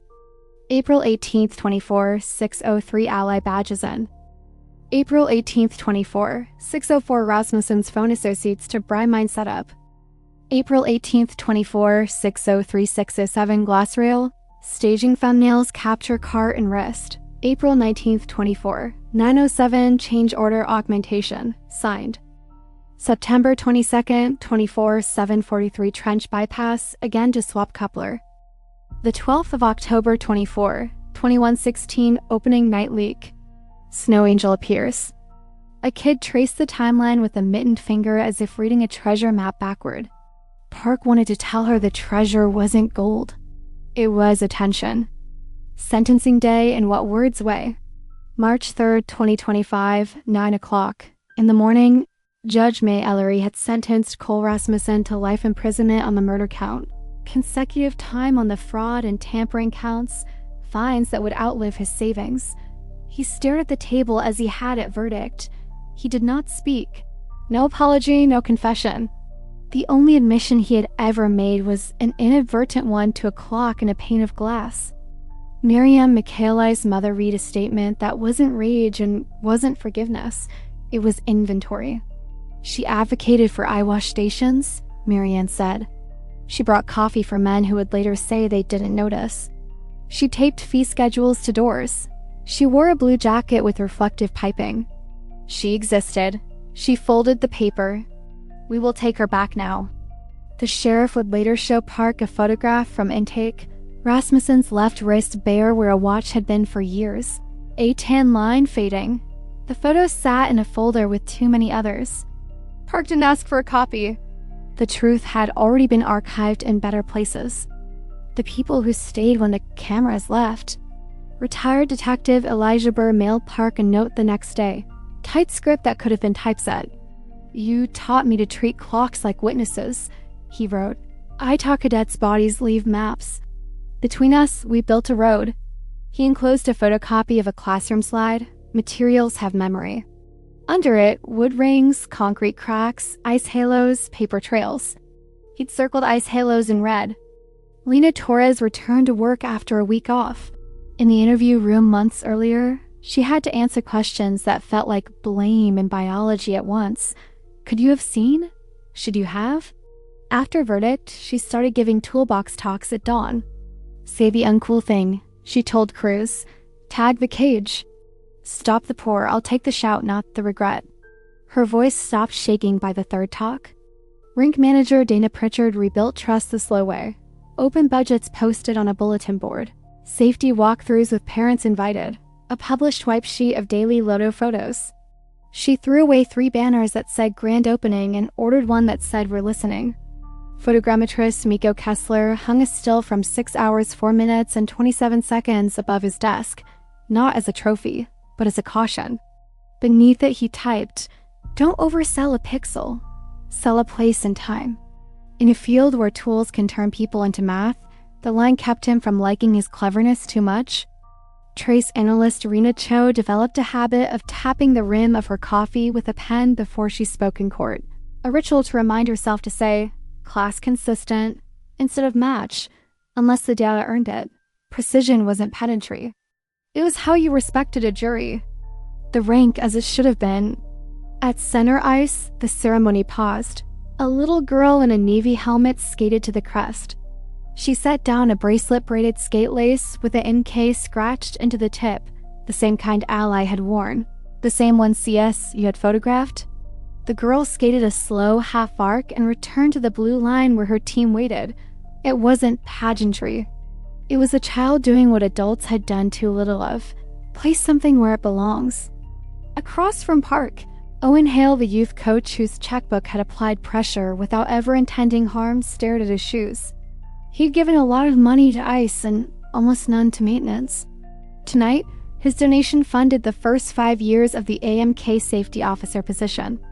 Writing safety on a check stub would have embarrassed him a year ago. Now it kept his hands from shaking when he spoke to parents. Memory built into the building.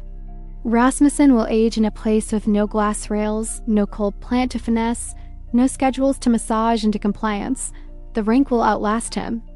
But it will also remember him, not with the portrait of a villain, but with interlocks that refuse lies and logs that write in ink no one can bleach. In the lobby, a case displays 4 objects behind acrylic. A fragment of blue nylon, reflective fleck winking under light. A square of vapor barrier with a torn edge. A tamper plate corner, not the original. They cut a new one, to keep tools working in penance symbolic. A small, crumpled receipt from a coffee shop, timestamp 6:02 April 18th. Found in the bottom of a lost and found bin weeks later, likely slipped from a pocket that morning. The placard reads, "Habits are evidence. Build the right ones." After the lights, people filed out in that gentle post-ceremony quiet. When the last door thudded shut, Karp stayed behind with a squeege to clean the faint smudges palms had left on glass. He didn't mind. It felt right to wipe the rail himself. He paused at the northeast section and looked down at the cut slab patch clean. Slab monitors, blinking green, nothing more to say. Park walked the perimeter once. She let her palm rest on the glass where the gel tape had once lifted a chemistry of guilt. Skin oil, glycol, micaceous red. Now it lifted nothing. Just her reflection, then the boards, then the ice. When she reached the tunnel, Burr was waiting with 2 paper cups. He handed her one. "You think we got it all?" he asked. "No," Park said honestly. "But we got enough. And we changed the rules the next person has to play by." He nodded the way people do when a hard word fits. They stood in silence, ears tuned to the compressors, the low and faithful sound of a building doing its job. Outside, snow began in a fine, harmless sift. Inside, ice did what it should do, reflect clean light. The angel was gone from the corner, not erased, resolved. Physics had told a story, clocks had kept time, paper had put the truth where everyone could carry it. The lesson wasn't that concrete makes the perfect coffin. It was that nothing does not anymore, not for long. Not when a community decides to be exact about the little things. A tag, a log, a lift with a second pair of eyes, A phone that doesn't lie. Park finished her coffee, tossed the cup, and stepped into the chill. Somewhere behind her, a sensor clicked routine, unremarkable recorded. Exactly how Ally would have wanted it.